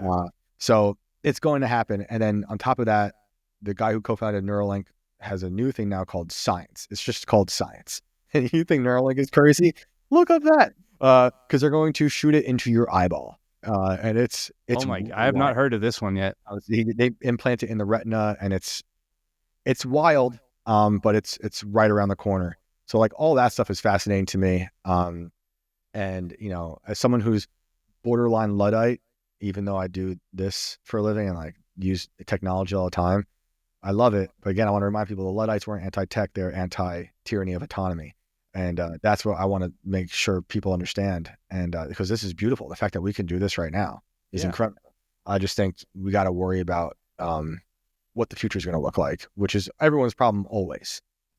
Need to hopefully have some type of moral standard on not being replaced by robots. Yeah, it's going to get really crazy really quick, but hopefully we can endure and figure it out. We will. I have faith in people as much as they piss me off constantly. I have faith in people. And I think it's going to get bad like it always does. The world is always ending, but it's always beautiful too. True. Yeah. I think it'll open up a lot of doors to good and bad, and we'll just have to make our way through the bad. Yep. And I don't know what it's going to be like when people realize, they're missing out on that human stuff. But there's also going to be a lot of people who don't care, who will marry a robot, who will order everything off Amazon, who will have the brain chip. And hey, if that's what they want, that's great. I don't want that future for me or my children. Yeah. I think I'm glad I'll be gone before it gets super insane. Maybe I won't be though. Who knows? I don't know, dude. With how fast it's moving. I don't know, dude. They already got 3D printed suicide pods. They've got they got robot women that people are lusting over. People are being tricked by AI. I think we're in it and we don't even realize it. Like how bad and weird. I think you're right. Yeah. Cause like I wake up, I do my work, I do my band stuff, and I just stay in my little world, and it's seeping in. I'll see something on Instagram or whatever. I'm like, oh, that's creepy. That's like, but I think you're right. It is kind of already here. It's here. What's going to happen is how much will the people accept? Like, will it creep in and you just can't shake it off? Or will people draw a line? In a mass degree, being like, all right, that's too much. I don't know. I really don't know, because it's going to be tough to say no to things that they sell to us as beautiful. Like who wants to stop healing the sick? No, that's terrible. No one wants to do that. It's what that will turn into that could become ugly. Yeah. When you become super smart and turn into a super villain. Oh, like you're talking about Elon Musk. Yeah. Like, yeah, they're going to redefine how do you even quantify IQ in the future when you have brain chips and you have at your dispense Wikipedia, and not that you should trust it, and anything, Yeah, you can watch a whole movie in 2 seconds, and we're going to have to really redefine what it means to be human, which we kind of do all the time. But I think that's why I'm like really reconnecting with a lot of this like old punk rock stuff and hardcore stuff and just like this really organic stuff. Grounds you. I think it gives me hope for people like looking at how there have been phases in the past 20 years of people going back to vinyl, people going back to CDs, people who want to get into like being a blacksmith, you know? So that is my hope, but we'll see. Yeah, I think so. Like everything moves in cycles like that. And you see it with music too. Like you had Nirvana and the grunge era, then it died, and new metal, and then whatever happened, and then people go back to like grunge is big again too, with like a lot of young people. I'm seeing like a lot of grunge mixed with like shoegaze bands and all kinds of shit. Yep. So I'm having faith in music again, and I didn't for a while. Dude, I think music is great right now. Obviously, there's bad stuff, but I'm loving so much music from all different genres. I'm very, very excited for this. And, you know, it's been really hard times the past few years. That typically does mean that we're going to get some really good art, though, because people they're trying to interpret what's been happening to them in all various ways throughout the last few years. And I see that happening, you know, whether it's music or literally painting or whatever, writing. So that, as bad as it's been, you know, for everyone. Yeah, that does create great art. I love that. I love that, you know, and new stuff too, like really interesting new stuff that should challenge you. Yeah. I think the same thing with like kind of like small towns and stuff, like where there's not a lot going on, and like the steel industry left this town and left it a shell of itself. So then you had all these people who suffered, and then their kids end up writing metalcore. Metalcore, I love it. Yeah, no, that's great though. You know, if it connects with an audience, I don't have to like it, but I'm happy if I see that happening. You know, people are engaged in doing real world things and listening to music, and it's like, you know, when I love rap, and I love, even though it gets real ugly, I love rap battles. And I love, like, you know, anytime that happens, I love it because people are now deconstructing lyrics word for word on a massive scale. And that is so exciting to me. I was a professor for like 10 years, and for writing, and just being in the classroom, talking about ideas, talking about writing. I love that. So seeing that happen, like, even if it's Drake and Kendrick, people are like, we got to understand every word, and they're finding meanings. I'm like, that's amazing. That's amazing. So that stuff gives me hope, as dark as it can get. Yeah, I agree. All right. Well, yeah, you want to get to wrapping it up here? We did about 3 hours. Did we really? Yeah. Dude, that did not feel like 3 hours. I got another 3 hours in me. No, I'm just kidding. It didn't. Dude, I'll have you back on for sure. This was fantastic. Yeah, awesome. I had so much fun, dude. I love it. I love watching. I've seen a few of the episodes so far. I love what you guys are doing. I am very excited for all the stuff you're up to, the podcast and the music. I'm no joke. Like, I'm sure my friend Vince is going to listen to this too. These kids, like, they're not kids. We're all in our fucking 30s and 40s. But you're all kids when you're in this scene still. Like, so excited about your new music. Like my New Year's texts were from friends being like, "Happy New Year. Did you also hear the new song?" I'm like, that's amazing. That makes me, that kind of right there gives me lots of hope. So yeah, dude, I really appreciate you having me on. It was a blast. Absolutely, dude. I'd love to have you on again sometime, because I could do another 3 too. Sick. You want to tell everyone where they can follow you and all that stuff? Yeah. If you want to see me criticize Elon Musk every day, you can find me at Shane Cashman on all the platforms online. You can find my books at shanecashman.com, and the show I do every Sunday, we do live. It's called Inverted World Live, right here in this studio. That's every Sunday, 6 o'clock Eastern time. And we take call-ins at the second half of the show. In the first half of the show, we have a guest, and we talk about all types of weird stuff happening in this world. Awesome, dude. Yeah, I checked out the episode yesterday. I'm going to definitely be listening more. It was really cool. Sweet, man. I appreciate that. Thank you. All right, everyone. Thank you very much for listening. If you're enjoying the show so far, please consider giving me a follow, subscribe, like, comment, rating, all that good stuff. And we will see you on the next one with, I actually am not sure who it's going to be at that point when this comes out. So everyone have a good one. Thank you very much.